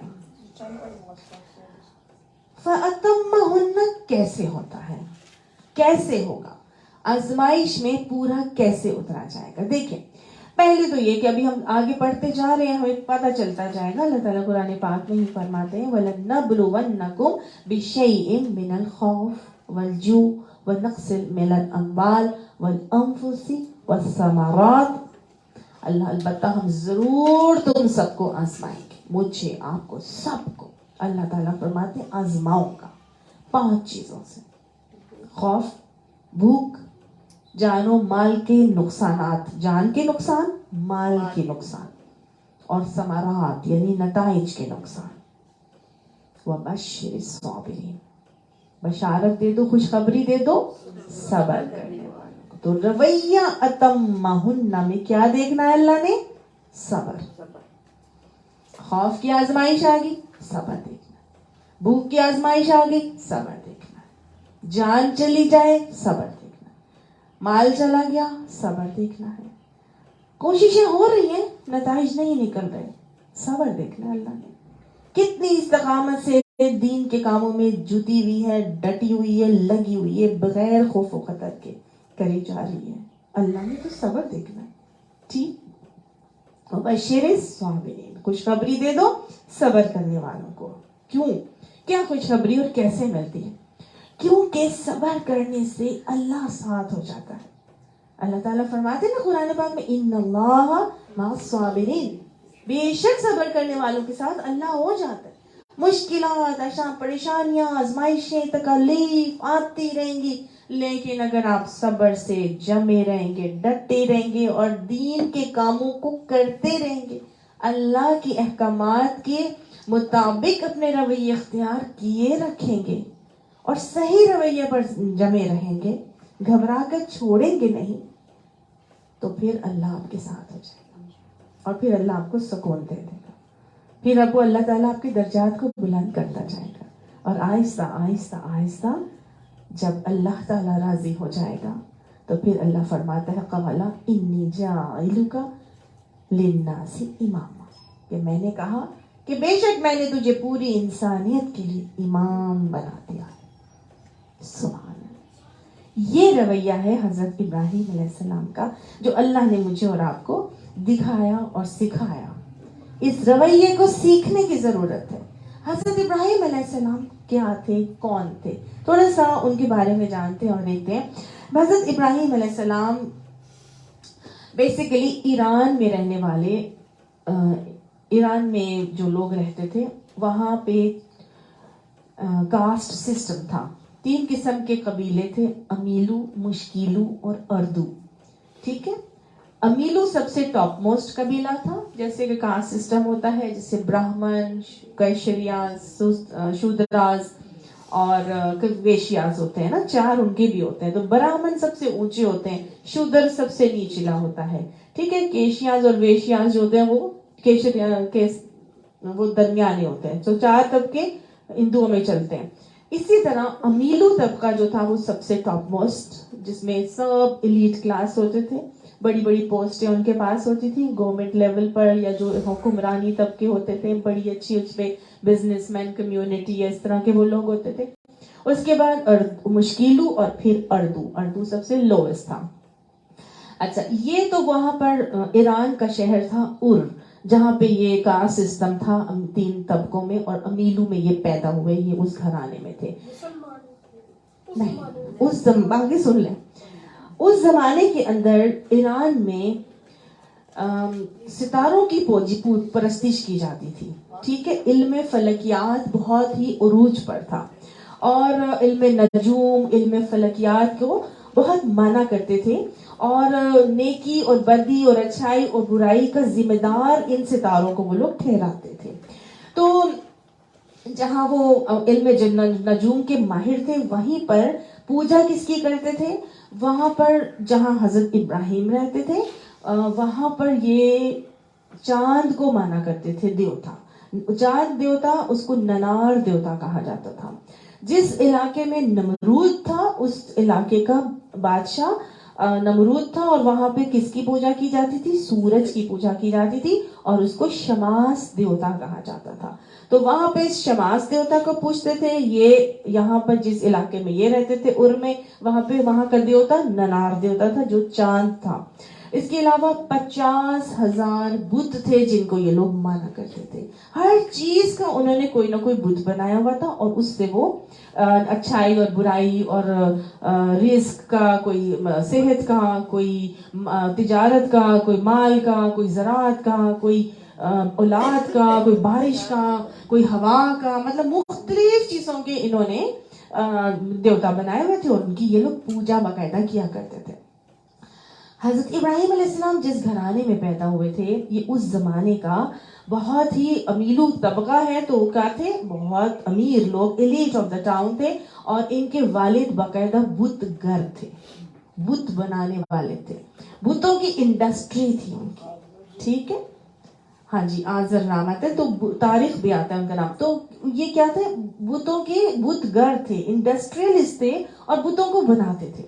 اب جب بتوں کو بناتے تھے تو ایک مرتبہ کیا ہوا کہ ان کے والد نے ایک بت بنایا، اور بت بنا کے نا، نمرود کا بت بنا کے، ایک بہت بڑا سا بت بنا کے نا وہاں پر بھیجا، تو نمرود کو بڑا پسند آیا.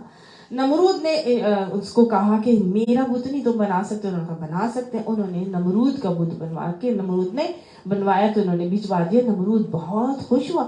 اس خوش ہونے کے بنا پر نمرود نے ان کے والد کو اپنے کورٹ میں بٹھا لیا، صحیح، اپنا وزیر بنا لیا، اپنا مشیر بنا لیا. تو گویا ایک طرف تو انڈسٹریلسٹ ہیں اور دوسری طرف حکمرانی پینل میں بھی وہ آ کے وزیروں میں شامل ہو گئے. تیسری چیز، حضرت ابراہیم علیہ السلام کے والد خاندان میں گدی نشینوں کا کانسیپٹ تھا کہ جب والد مرتا ہے تو اس کی گدی اس کی اولاد کو ملتی ہے، گدی نشین ہوتا ہے نا، تو یہ بھی تھا. تو گویا حضرت ابراہیم علیہ السلام بڑے پاورفل فیملی میں تھے، بڑے جو ہے ریسورسفل تھے، بڑے قوے والے تھے، بڑا ان کے تعلقات تھے، بڑا گدی نشین تھی، ہر طرف سے مالی فراخی، فراوانی، ریل پیل سب کچھ تھا آپ کے پاس. لیکن کیا ہوا کہ دیکھیے گا کیا ہوا اس کا، لیکن ہوا یہ کہ اتنے شرک سے بھرے معاشرے کے اندر حضرت ابراہیم علیہ السلام کو اللہ تعالیٰ نے سلیم فطرت پر پیدا کیا تھا. ہر بچہ فطرت پر پیدا ہوتا ہے، ان کی کچھ خاص سلیم فطرت تھی. اور ایسی سلیم فطرت والے بچے نے یہ دیکھا، جب انہوں نے یہ دیکھا کہ انہوں نے خود فیل کیا اس بات کو کہ اپنی سلیم فطرت سے جب اللہ سبحانہ تعالیٰ کو انہوں نے اس انداز میں پہچانا کہ حی و قیوم ہونا چاہیے، رب وہ ہونا چاہیے جو ہمیشہ رہے. رات ہوتی ہے تو یہ تو سورج تو چلا جاتا ہے، تو دیٹ مینس رب نہیں ہو سکتا، کیونکہ رب تو پالنے والے کو کہتے ہیں نا. تو وہ ہونا چاہیے جو رات میں بھی موجود ہو، تاکہ ہم اس سے کچھ مانگنا چاہیں، کچھ دعا کرنا چاہیں تو وہ دے دے. اس طرح جو انہوں نے دیکھا، سورج کو دیکھا، پھر چاند کو دیکھا، پھر تارے کو دیکھا، تو ہر چیز جب وہ ڈوب جاتی تھی تو انہوں نے کہا نہیں، میرا رب ڈوب نہیں سکتا. تو صرف اللہ کو حی و قیوم ہونے کی ذات پر پہچانا، صفت پر پہچانا، اور پھر انہوں نے جم گئے اور ڈٹ گئے کہ بس یہ رب نہیں ہو سکتا، رب کوئی اور ہے، اور رب ایک ہی ہوگا جو ہر وقت ہر جگہ موجود ہوگا. اس طرح انہوں نے اللہ تعالیٰ کو پہچانا تھا. تو جب اللہ کی محبت آ جاتی ہے تو پھر ساری دنیا کی محبتوں کے بت ٹوٹ جاتے ہیں. ہر قسم کا بت پاش کر دیا انہوں نے، کیونکہ والذین آمنوا اشد حبا للہ کا معاملہ ہونا لازم ہے. جو اللہ سے ڈرتا ہے پھر وہ کسی سے نہیں ڈرتا، اور یاد رکھیے کہ جو اللہ سے نہیں ڈرتا وہ سب سے ڈرتا ہے. وہ کاکروچ سے بھی ڈرتا ہے، وہ لیزرڈ سے بھی ڈرتا ہے، بڑی بڑی چیزیں تو دور کی بات ہے. اور جو اللہ سے ڈرتا ہے پھر وہ کسی سے نہیں ڈرتا. تو اللہ کا ڈر، اللہ کا خوف ان کے دل میں بیٹھ گیا تھا، ان کے اندر آ چکا تھا، اور اس وجہ سے ساری محبتوں کے خوف ان کے دلوں سے پھر نکل گئے. انہوں نے ان تمام خوفوں کو نکال دیا، اپنے اندر سے چھوڑ دیا. اس میں تو اللہ کی خاص رحمت تھی نا، وہ اللہ کی خاص رحمت ہمارے ساتھ بھی ہو سکتی ہے. ہر انسان کو اللہ تعالیٰ نے فطرت پر پیدا کیا ہے نا، وہ اللہ تعالیٰ کی خاص رحمت ہمارے ساتھ بھی ہو سکتی ہے. ہم یہ دیکھیں، اللہ نے ایسے ہی حضرت ابراہیم کا تذکرہ نہیں کیا. ٹھیک ہے وہ کچھ چنے ہوئے لوگ ہوتے ہیں لیکن وہ اپنے رویے سے ثابت کر کے دکھاتے ہیں کہ اللہ نے بتایا کہ ان کو جب اللہ نے آزمایا تو انہوں نے پورا اتر کے دکھایا. آزمائیں گے اللہ مجھے اور آپ کو بھی, ان آزمائش پہ مجھے اور آپ کو بھی کیا کرنا ہے, پورا اتر کے دکھانا ہے, اس طرح دکھانا ہے جیسے حضرت ابراہیم علیہ السلام نے دکھایا تھا. ٹھیک, پھر اللہ نے ان کو امامت عطا کی تھی. آپ کہہ رہی ہیں نا وہ تو چنے ہوئے تھے, وہ تو خاص لوگ تھے, ان پہ تو اللہ کی رحمت تھی. تو میرے آپ کے اوپر اللہ کی رحمت نہیں ہے, ہمارے اوپر بھی ہے. شیطان بھی پھر اسی مقابلے کا ان کے ساتھ تھا نا. ٹھیک ہے نا, کتنی پیاری انہوں نے بات کی. پھر سب چیزیں ہیں نا, اللہ تعالیٰ سب کو اس طرح کرتا ہے. یہ صرف اگر ہم یہی بات کر دیں تو پھر یہ اللہ نے پھر کس سے میرے اور آپ کے لیے کیوں رکھے ہیں؟ پھر تو میرے اور آپ کے لیے اسی لیے رکھے کہ وہ انسان تھے, ان کو بھی اللہ نے آزمایا تھا, ہمیں بھی اللہ آزمائے گا اور ہمیں وہ رویے دکھانے ہیں اللہ سبحانہ تعالیٰ کے حضور. اب ہوا یہ ہے کہ جب ان کے ساتھ ایسے ہوا, انہوں نے اللہ کی جو محبت کو اپنے دل کے اندر راسخ کر لیا تو ساری محبتوں کے بت انہوں نے پاش پاش کر دیے اور توڑ دیے. اللہ نے ان کو آزمایا تھا بھوک سے, ٹھیک ہے, خوف سے آزمایا, بھوک سے ایسے آزمایا کہ ان کی تو بہت ویل آف گھرانہ تھا, اور جب انہوں نے لات مارنی تھی اپنے گھرانے کو تو لات مارنے سے کیا ہونا تھا, پوری کی پوری بھوک کی آزمائش آنی تھی ان کے اوپر. ان کو پتا تھا کہ میں اگر اپنے باپ کی انڈسٹری کو لات ماروں گا, میں اگر باپ کے بزنس کو چھوڑوں گا تو میں تو زمین پر آ جاؤں گا, میرے پاس تو کچھ بھی نہیں رہے گا. یہ گدی نشینوں سے وہ مجھے عزت, طاقت, عہدہ, اقتدار سب مل جائے گا, اگر میں لات ماروں گا تو مجھے تو کچھ بھی نہیں ملے گا. ٹھیک ہے, پھر عزت شہرت کو لات ماری. پھر اس کے بعد ان کو معلوم تھا کہ اگر میں کوئی بات اگینسٹ دا کمیونٹی کروں گا جو سارے 50,000 بتوں کو مان رہے ہیں, اگر میں ان کے اپوزٹ کوئی بات کروں گا تو سب تو آگے مجھے پڑ جائیں گے گلے, اور سب نے تو آگے مجھے کہیں کا نہیں چھوڑنا. اور انہوں نے لیکن کسی کی پرواہ نہیں کی, انہوں نے اپنے والد کو نہیں دیکھا, انہوں نے اپنے محبت جو گھرانے کی محبت ہوتی ہے اس کو سائڈ پہ کر دیا, انہوں نے اپنے علاقے کی محبت کو سائڈ پہ کر دیا کہ ان کو یہ نہیں تھا کہ اگر میں یہاں سے, انہوں نے مجھے جلا وطن کر دیا, نکال دیا, تو مجھے ہر چیز بنی بنائی چھوڑ کے یہاں سے جانا پڑے گا. اتنا بڑا میں اسٹیپ لینے لگا ہوں, اتنا بڑا میں کام کرنے لگا ہوں, اتنی بڑی میں بات آگے سے کرنے لگا ہوں, اور اگر میں ایسے کر دوں گا جیسے کہ انہوں نے کر کے پھر دکھایا کہ اللہ کی توحید کو راسخ کرنے کے لیے انہوں نے کیا کیا تھا, جب سب کے سب جا رہے تھے ایک میلے کے اوپر تو انہوں نے طبیعت کے خرابی کا بہانہ بنا کے سارے بتوں کو توڑا, اور پھر ایک بڑا بت جو تھا اس کے اوپر کلہاڑی کو رکھ دیا. یہ کچھ چھوٹا کام تھا, ساری محبتوں کے بتوں کو پاش پاش کیا تھا. ان بتوں کو توڑنے سے پہلے اپنے علاقے کی محبت, اپنے گھر والوں کی محبت, اپنے مال کی محبت, اپنی جان کا خوف, بے خطر کود پڑا آتش نمرود میں. عشق کہتے ہیں نا, کیا ہوا تھا, پتا تھا کہ نمرود نے یا گھر والوں نے مجھے مل کے الاؤ تیار کر کے اس میں جلوا دینا ہے, کیونکہ ہم نے اتنا بڑا اسٹیپ میں نے لے لیا ہے. اور ہوا بھی یہی تھا نا, خود گھر والے آئے تھے اور لکڑیاں جمع کی تھی, 60 فٹ اونچی منجنیق پر رکھ کے ان کو آگ کے اندر, الاؤ کے اندر گرایا گیا تھا, اور اپنے گھر والے لکڑیاں لے کر آئے تھے اور جمع کی تھی, اور اتنی لکڑیوں کا انبار لگایا تھا, ہر ایک نے لگایا تھا, لیکن ڈر اندر کا نکال کے کس کا ڈر آ گیا تھا, اللہ کا. حضرت جبرائیل آئے اور پوچھا کہ اللہ تعالیٰ فرما رہے ہیں کہ آپ کہیں تو ان کے اوپر یہ پہاڑ الٹ دوں, تو انہوں نے کہا یہ بتا دو میرا رب اس وقت مجھے دیکھ رہا ہے. انہوں نے کہا ہاں دیکھ رہا ہے. تو انہوں نے کہا بس تم میرے اور میرے رب کے درمیان میں سے ہٹ جاؤ. یہ تھی محبت اللہ کی. ان کو معلوم تھا کہ اگر اللہ نے مجھے دیکھ رہا ہے اور اللہ نے میرے ساتھ ایسا کیا تو میرے لیے بہتری ہی ہوگی. کتنا بڑا اسٹیپ تھا جو کسی نے لیا. میں اور آپ بول تو دیتے ہیں لیکن سوچیں تو رونگٹے کھڑے ہو جائیں. ایک آگ کے اوپر ہاتھ تو رکھ نہیں سکتے ہم, اوپر سے نیچے کودیں گے کیا ہوگا, کوئلہ بنا دیے جائیں گے.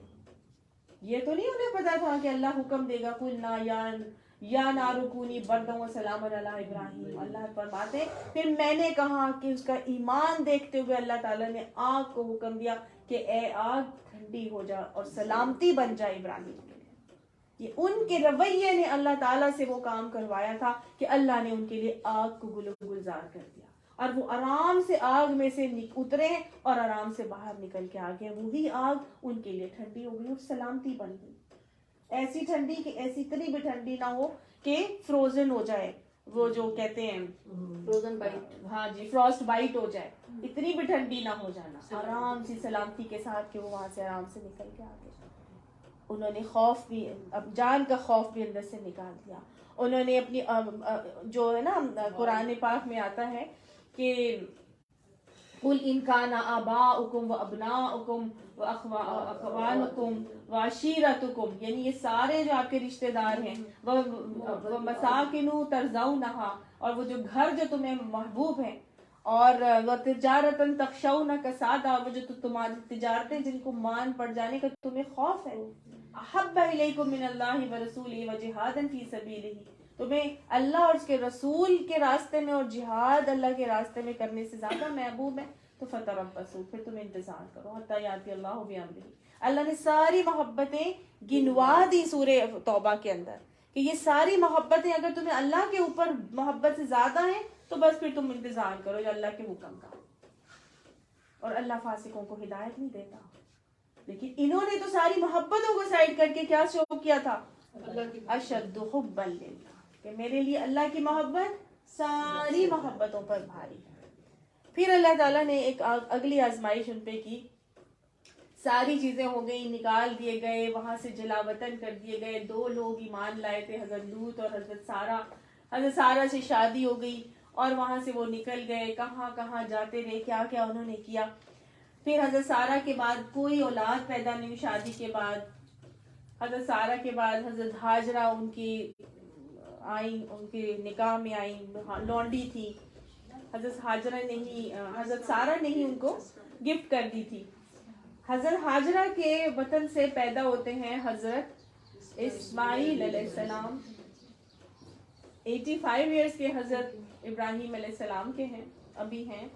حضرت اسماعیل پیدا ہوتے ہیں، شیر خوار بڑھاپے کی اولاد، وہ اولاد جس پہ اب والد کو یہ تکیہ ہے کہ میرا دایاں ہاتھ بنے گا، میرا سہارا بنے گا، میرا بازو بنے گا، آگے میری مدد کے لیے آئے گا. اللہ تعالیٰ نے نبی تو بنایا ہوا تھا، اب یہ تبلیغ کا کام بھی کرے گا. لیکن اللہ کی طرف سے حکم آ جاتا ہے، محبت دیکھنا چاہتے ہیں نا، جس چیز کی محبت دل میں بیٹھی ہوتی ہے اللہ اسی محبت سے آزما لیتے ہیں انسان کو. جب وہ محبتیں دلوں میں تھی، اللہ تعالیٰ نے ان محبتیں سے آزما لیا تھا. اب محبت بیوی اور بچے کی، اس وقت تو نہیں تھی، یہ محبتیں رہ گئی تھی. اللہ نے اب اس محبت سے بھی آزمانا تھا. اللہ تعالیٰ کا حکم آیا کہ ابراہیم اس کو اور اپنی بیوی کو لے جاؤ اور جا کے بعد یہ غیر ذی زرع میں چھوڑ کے آؤ. اللہ تعالیٰ نے کیا کرنا تھا، کیا ہونا تھا، کچھ پتہ نہیں تھا. یہ حکم آیا کہ فلاں جگہ پہ جا کے ان کو چھوڑاؤ. اور حضرت ابراہیم علیہ السلام نے جب ہر بات پہ اللہ کی آزمائش پر کہتے تھے کہ ٹھیک ہے میں کر لوں گا، وہاں پر اپنی بیوی بچے کو، شیرخوار بچہ ہے اس کو لے جاتے ہیں. ایک فقط کھجوروں کا تھیلا اور ایک مشکیزہ پانی کا لے جا کر، جب اللہ نے کا حکم آیا کہ بس یہیں چھوڑ دو تو چھوڑ کر واپس پلٹتے ہیں. تو بیوی آگے سے پوچھتی ہیں کہ ہمیں کس کے سہارے چھوڑ کے جا رہے ہیں؟ نہ بندہ، نہ پانی، نہ درخت، نہ سایہ، نہ کھانے پینے کا کوئی اور معاملہ. کوئی لوگ وہاں پہ نہیں تھے. چٹیل میدان، یہ وہ جگہ تھی جہاں پر خانہ کعبہ کو تعمیر کیا گیا تھا پہلے، اور طوفان نوح کے بعد اس کی دیواریں منہدم ہو چکی تھی اور جو بنیادیں ہیں وہ بالکل زیر آب جیسے آ چکی ہوتی ہیں، ویسے صحرا میں تھی. کچھ پتہ نہیں تھا کہ کیا ہے. یہاں حکم ہے یہاں کو چھوڑ کے بس اب چلے جاؤ. جب جا رہی ہیں تو جو ہاجرہ تھی وہ صرف ہاجرہ نہیں تھی بلکہ وہ صابرہ بھی تھی. انہوں نے بھی صبر کا ایسا نمونہ شو کیا اور دکھایا. انہوں نے آگے سے صرف یہ کہا تھا یہ بتا دیں کہ یہ اللہ کا حکم ہے. تو حضرت ابراہیم علیہ السلام نے صرف ہاں میں سر ہلایا، آنکھوں میں آنسو، اور وہاں سے پلٹتے ہیں. دیکھا نہیں مڑ کے کہ دل پسیج نہ جائے بیوی اور اولاد کی محبت میں. وہاں سے پلٹ کے آتے ہیں، اتنی دور پہنچ جاتے ہیں کہ اب نظر نہیں آ رہے. تو تو وہاں پہ جا کے پھر ان کے لیے دعا کرتے ہیں. وہ دعا بھی ہم آگے پڑھیں گے. تو اللہ تعالیٰ نے یہ والا جو معاملہ کیا نا کہ جو اس کے بعد آزمایا، یہ بھی یہاں تک اس کو بھی ہم بریک کر رہے ہیں اور آگے اس کو کنٹینیو کریں گے. لیکن جب اتمہن نہ ہوا تھا، جب ان کو امامت دی گئی تھی، وہ کب ہوا تھا کہ اب جب یہاں پر رہ رہے ہیں، پھر حضرت اسماعیل علیہ السلام کے بعد وہاں پر خوب بچہ جو ہے وہ اپنے پیروں کو رگڑتا ہے اور وہاں زمزم آ جاتا ہے، اور پھر قبیلہ جرہم والے آتے ہیں اور وہاں پر آ کے اپنی آبادی قائم کرتے ہیں. پورا ایک شہر وہاں پہ پھر تعمیر ہوتا ہے، وہاں بہت لوگ آباد ہوتے ہیں. انہی کے قبیلے کی خاتون سے پھر ان کی شادی ہوتی ہے. حضرت اسماعیل علیہ السلام ابھی بڑے ہوئے ہیں، تھوڑے سے اتنے ابھی بڑے نہیں تھے، وہ تو بعد کی بات ہے، لیکن ابھی حضرت اسماعیل علیہ السلام جو ہیں وہ 9-10 سال کی عمر میں پہنچے ہیں کہ اللہ تعالیٰ کی طرف سے حکم آتا ہے کہ اس کو اب ذبح کر دو، یہ جو بچہ ہے تمہارا اس کو ذبح کر دو. اور وہ خواب میں دیکھ رہے ہیں، بار بار 3 دن کنٹینیوسلی خواب آ رہا ہے کہ میں حضرت اسماعیل علیہ السلام کو گلے پہ چھری پھیر رہا ہوں، اس کو ذبح کر رہا ہوں. یہ کہاں رہتے تھے حضرت ابراہیم علیہ السلام؟ فلسطین میں رہتے تھے، اور ہر مہینے اپنی اولاد کی اور بیوی کی خبر کے لیے براق پہ بیٹھ کے آیا کرتے تھے. تو جب انہوں نے 3 دن کنٹینیوسلی یہ خواب دیکھا تو انہوں نے براق پہ سفر کی نیت کی اور سفر باندھا اور حضرت پہنچ گئے مکہ.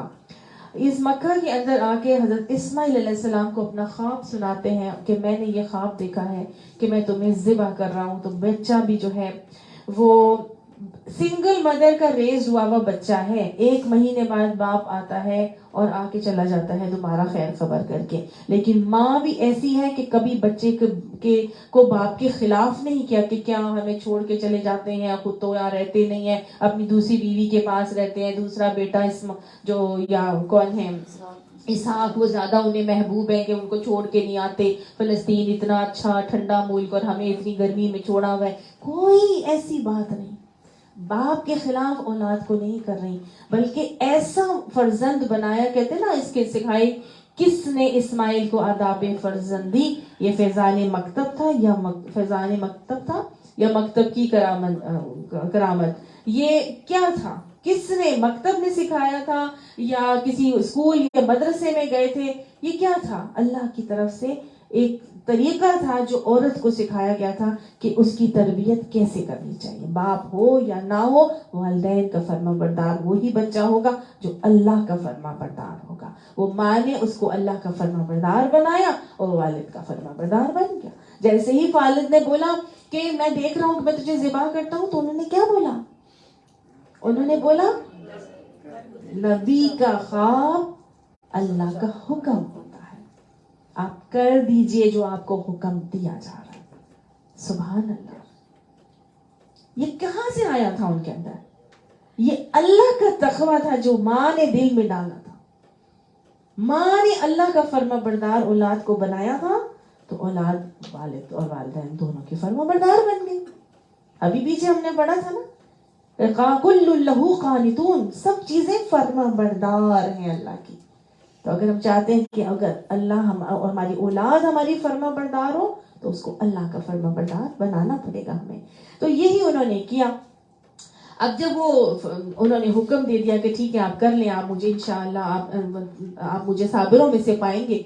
تو جب اللہ کے نبی نے ان کو اپنے بیٹے کو ذبح کرنے کے لیے لٹایا تو ہوا یہ کہ اللہ تعالیٰ کی طرف سے وہ مینڈھا ان کی جگہ رکھ دیا گیا اور وہ ان کو بچا لیا گیا.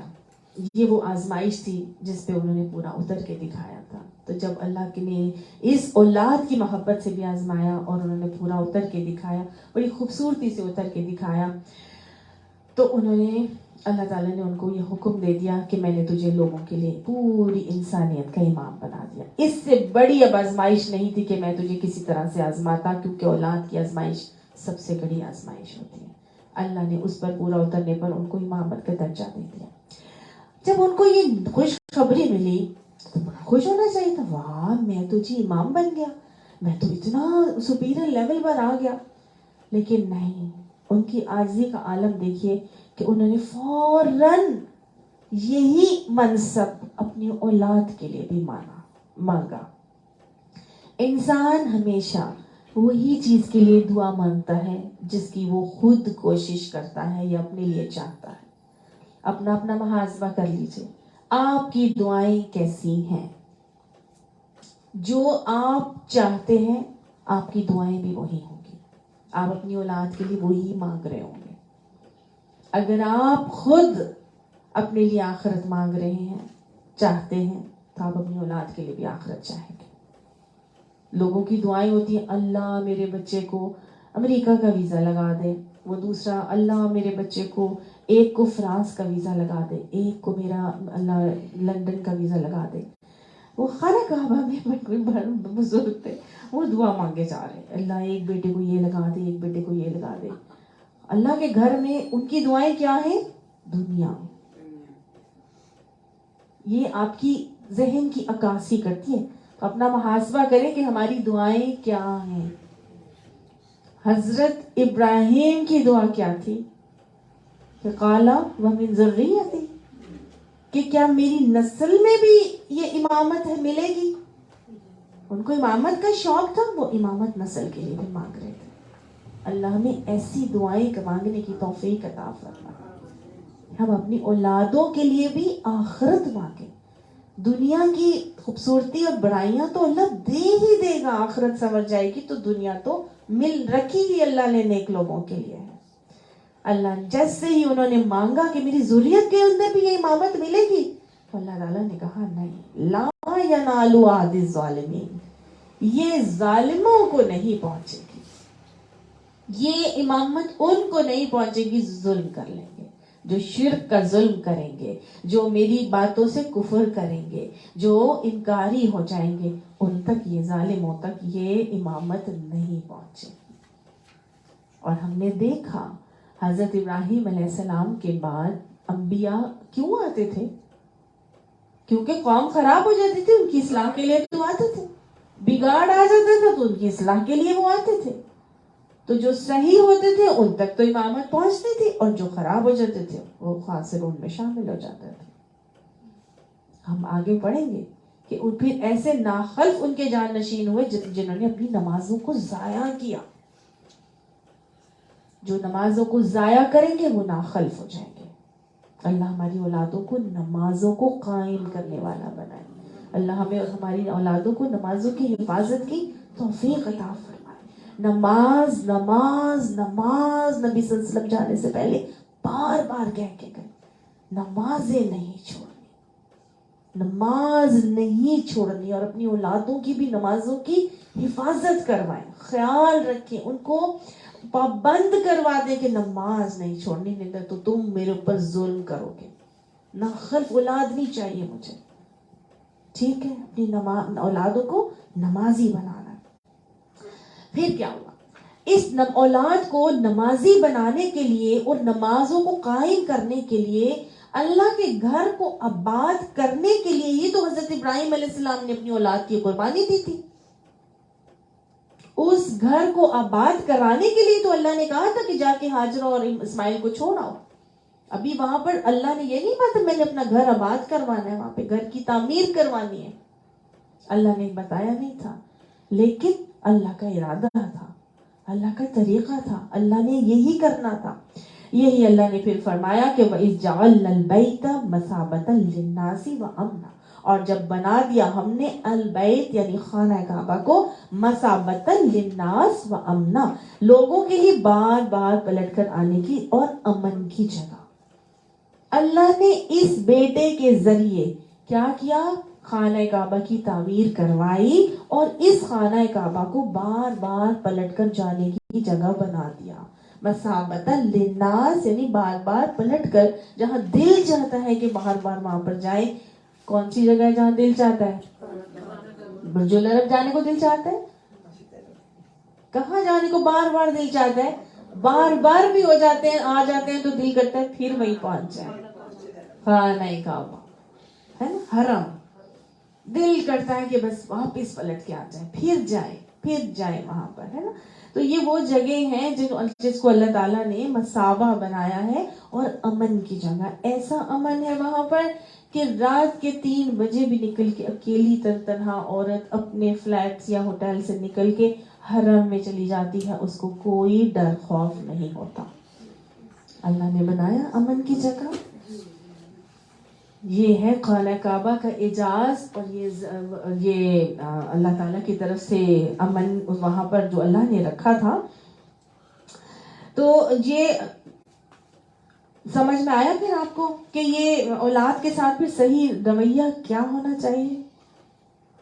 اولاد کے ساتھ تربیت میں صحیح رویہ حضرت ابراہیم علیہ السلام کا ہم کو نظر آتا ہے کہ انہوں نے اپنی اولاد کو سب کچھ مل سکتا تھا نا وہاں پر. اگر وہ واپس حضرت اسماعیل پیدا ہوئے تھے تو بجائے اس کے کہ غیر وادی غیر ذی زرع میں چھوڑ کر آتے، وہ اڑ کے شہر چلے جاتے اور وہیں اپنے باپ کی گدی پہ بٹھا دیتے، اور وہاں بڑی آؤ بھگت بھی ہوتی، پیر چومے جاتے، پھلوں کے پھل دیے جاتے، عزت اور عہدے اقتدار ان کو ملتا، سب کچھ مل سکتا. لیکن حضرت ابراہیم علیہ السلام نے ہر چیز کو سائڈ پہ رکھا اور اپنے اللہ کے حکم کو پورا کرنے کے لیے اپنے بیٹے کو جا کے کیا کیا، اللہ کے وادی غیر ذی زرع میں چھوڑ آئے اور اللہ تعالیٰ سے دعا کرتے ہیں. میں اب اسی والی کیفیت میں دوبارہ آپ کو لے کر آ رہی ہوں جو میں نے بیچ میں چھوڑا تھا، کہ جب پلٹتے ہیں وہاں پر تو پھر اللہ تعالیٰ سے دعا کرتے ہیں کہ اللہ میں نے ربی انی اسکنت ذریتی بوادی غیر ذی زرع، کہ میں اللہ اپنے اولاد کے ایک حصے کو میں نے تیرے گھر کے پاس لا کے بسا دیا ہے، اور اللہ میں نے یہ اس لیے کیا ہے تاکہ یہ نماز قائم کرے. اپنی اولاد کو نمازی بنانے کے لیے انہوں نے اتنی بڑی قربانی دی تھی کہ اس بچے کو جا کے وہاں پر وادی غیر ذی زرع میں چھوڑ آئے تھے. تو میری اور آپ کی اولاد کیسے نمازی بنے گی؟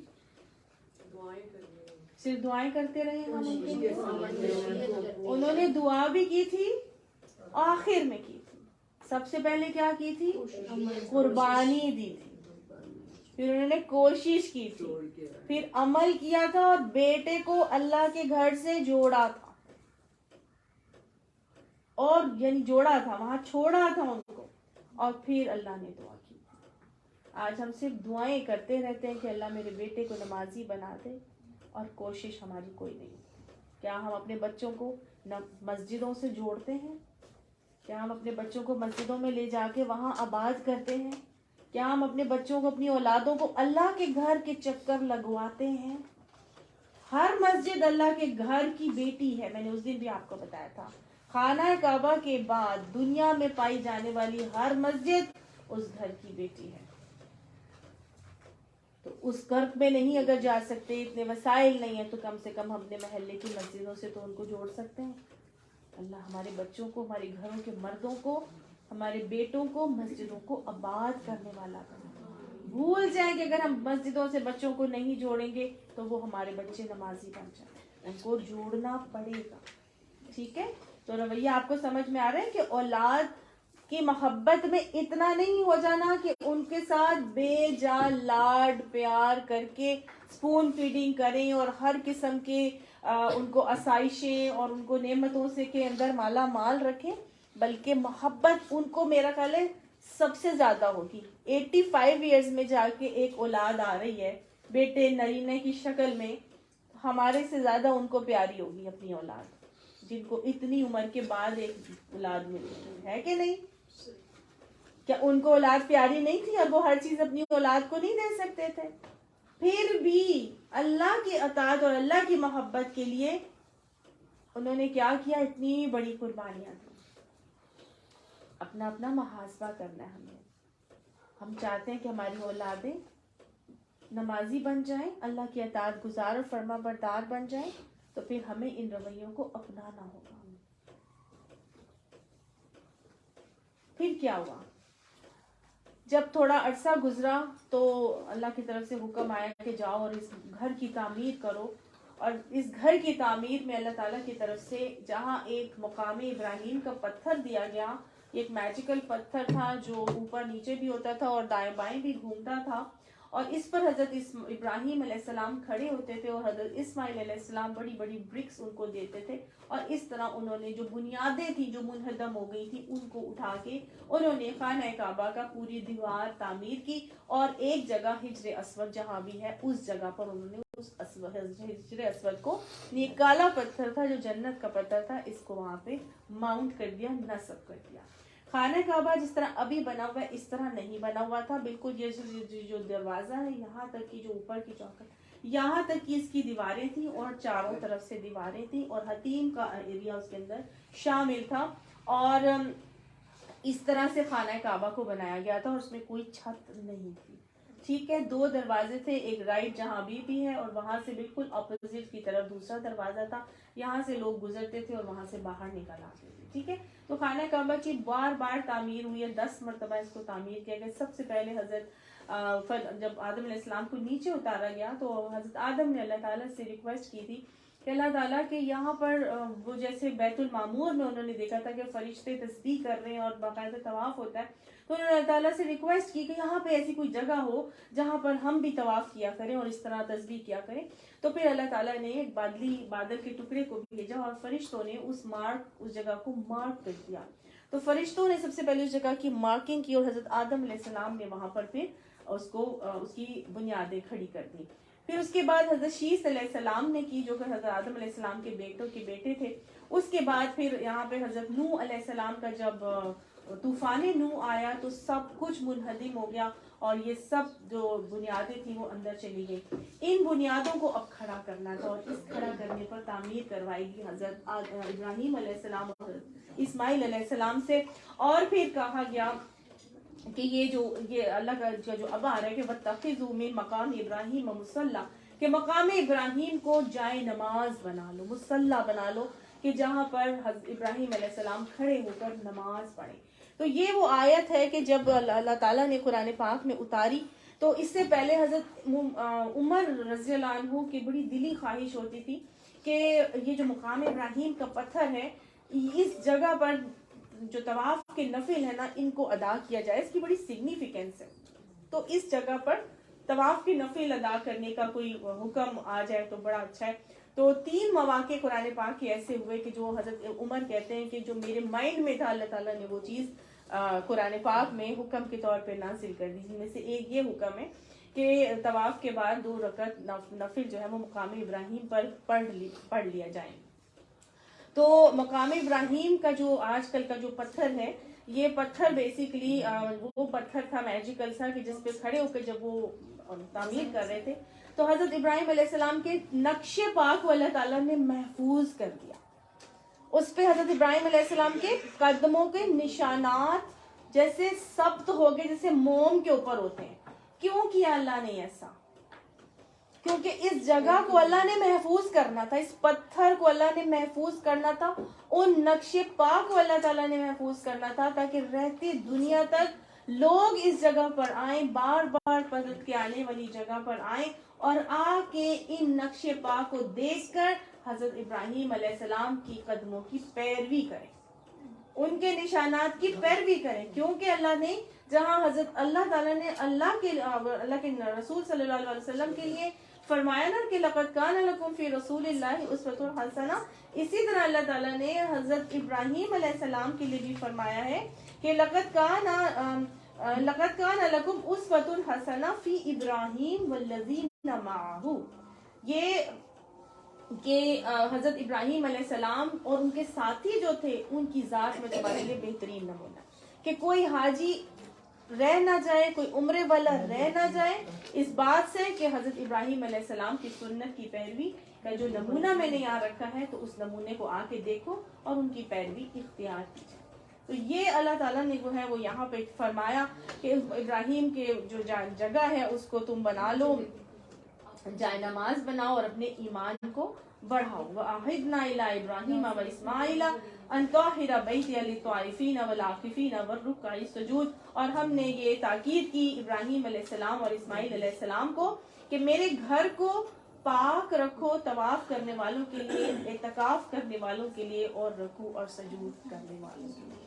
تو گویا اللہ کے گھر کو پاک اور صاف رکھنا بہترین عمل ہے، جس کی تاکید اللہ نے حضرت ابراہیم اور اسماعیل علیہ السلام کو بھی کی تھی، اور مجھے اور آپ کو بھی نبی صلی اللہ علیہ وسلم نے اس کی تاکید کی ہے کہ اللہ کے گھروں کو پاک اور صاف رکھا جائے، کیونکہ وہاں پہ طواف کرنے والے آتے ہیں، اعتکاف کرنے والے اور رکوع سجود یعنی نمازوں کو ادا کرنے والے آتے ہیں۔ کس چیز سے پاک اور صاف رکھنا ہے؟ ایک تو ظاہری گندگی اور نجاستوں سے پاک رکھنا ہے، ٹھیک ہے، کسی قسم کی گندگی اور پلیدگی نہیں ہونی چاہیے وہاں پر۔ شرک، ویری گڈ، شرک، کفر، بدعتوں کی گندگیوں سے، فرقہ واریت کی گندگیوں سے، مسلک پرستی کی گندگیوں سے اللہ کے گھروں کو پاک اور صاف رکھنے والے رکھنا ہے، کیونکہ مسجدیں اللہ کا گھر ہے، وحدت امت کا مظہر ہے۔ یہاں پہ سب نے کلیکٹ ہونا ہے، نہ کہ یہاں پہ دلوں کو پھاڑنے کا معاملہ ہو۔ یہاں پہ سب لوگوں نے آپس میں آنا ہے، ملنا ہے، اور ایک دوسرے کے ساتھ اپنی طبقاتی نظام کو ختم کر کے ایک ہی صف میں کھڑے ہو گئے محمود اور ایاز، نہ کوئی بندہ رہا نہ کوئی بندہ رہا۔ اور اللہ کے نبی نے اس بات کو بھی پسند کیا کہ جہاں صفائی کی جائے وہاں پہ خوشبو کا اہتمام بھی کیا جائے۔ تو مسجدوں کے اندر آنے سے کے والوں کو خاص طور سے تاکید ہے کہ خوشبو لگا کر آئیں، اور ایسی چیزیں مت کھا کر آئیں جن کی وجہ سے ناگواری ہوتی ہے یا نازیبا بدبو منہ سے آتی ہو یا جسم سے آتی ہو، ٹھیک ہے۔ تو ان چیزوں کا اہتمام کرنے کا حکم بھی ہے، اور اس کا بہت اجر بھی ہے۔ آپ صلی اللہ علیہ وسلم نے خود اپنے نمونے سے بھی کر کے دکھایا کہ ایک مرتبہ بلغم یا کچھ لگی ہوئی تھی گندگی، تو آپ صلی اللہ علیہ وسلم نے خود اپنے ناخن سے اس کو کھرچ کے صاف کر دیا۔ ایک مرتبہ ایک شخص آیا، اس نے کہیں پیشاب کر دیا، آپ صلی اللہ علیہ وسلم نے اس کو اس وقت تو نہیں ٹوکا، لیکن پھر ایک منگوائی بالٹی پانی والی منگوائی، اس کے اوپر بہایا، اور پھر سب کو بتایا، اس کو بھی پتا چلا کہ بھئی یہ مسجد ہے، ان کاموں کے لیے نہیں ہوتی، یہ اللہ کا گھر ہے، اس کو پاک اور صاف ہی رکھنا چاہیے۔ تو یہ بہت ہی جو صفائی کرنے والی تھی اس کی تو اللہ کے نبی نے ایسی عزت افزائی کی کہ کچھ دنوں تک وہ نہیں آ رہی تھی جو مسجد کی صفائی کیا کرتی، تو اللہ کے نبی نے پوچھا کہ وہ کیوں نظر نہیں آ رہی، تو بتایا گیا کہ وہ تو فوت ہو گئی۔ تو آپ سے بڑا ناراض ہوئے، آپ نے فرمایا کہ مجھے کیوں نہیں بتایا کہ وہ فوت ہو گئی۔ پھر آپ نے اس کی غائبانہ نماز جنازہ بھی پڑھائی اور اس کے گھر جو ہے اس کے تعزیت کے لیے گئے، ٹھیک ہے۔ تو اللہ تعالیٰ ہمیں بھی نمازی بنائے، ہمارے بچوں کو نمازی بنائے، ہمیں مسجدوں کے اندر آباد کرنے کی توفیق عطا فرمائے، ہماری اولادوں کو، گھر والوں کو مسجدیں آباد کرنے والے لوگوں میں شامل فرمائے۔ اللہ تعالیٰ ہمیں وہ باتیں سمجھائے جو اللہ یہاں سے مجھے اور آپ کو سمجھانا اور سکھانا چاہتے ہیں۔ حضرت ابراہیم علیہ السلام کی ذات میں بے شمار نمونے ہیں، اگلی آیات کے اندر اور پڑھیں گے کہ آپ نے پھر دعائیں مانگی اور کیا کیا مانگی۔ اللہ تعالیٰ ہمیں یہ باتیں سمجھائے۔ وقت ختم ہو گیا انشاءاللہ، اب اس کو ہم ختم کرتے ہیں، نیکسٹ کلاس میں پھر شروع کریں گے۔ صدق اللہ العظیم، آمین ثم آمین، وما علینا الا البلاغ۔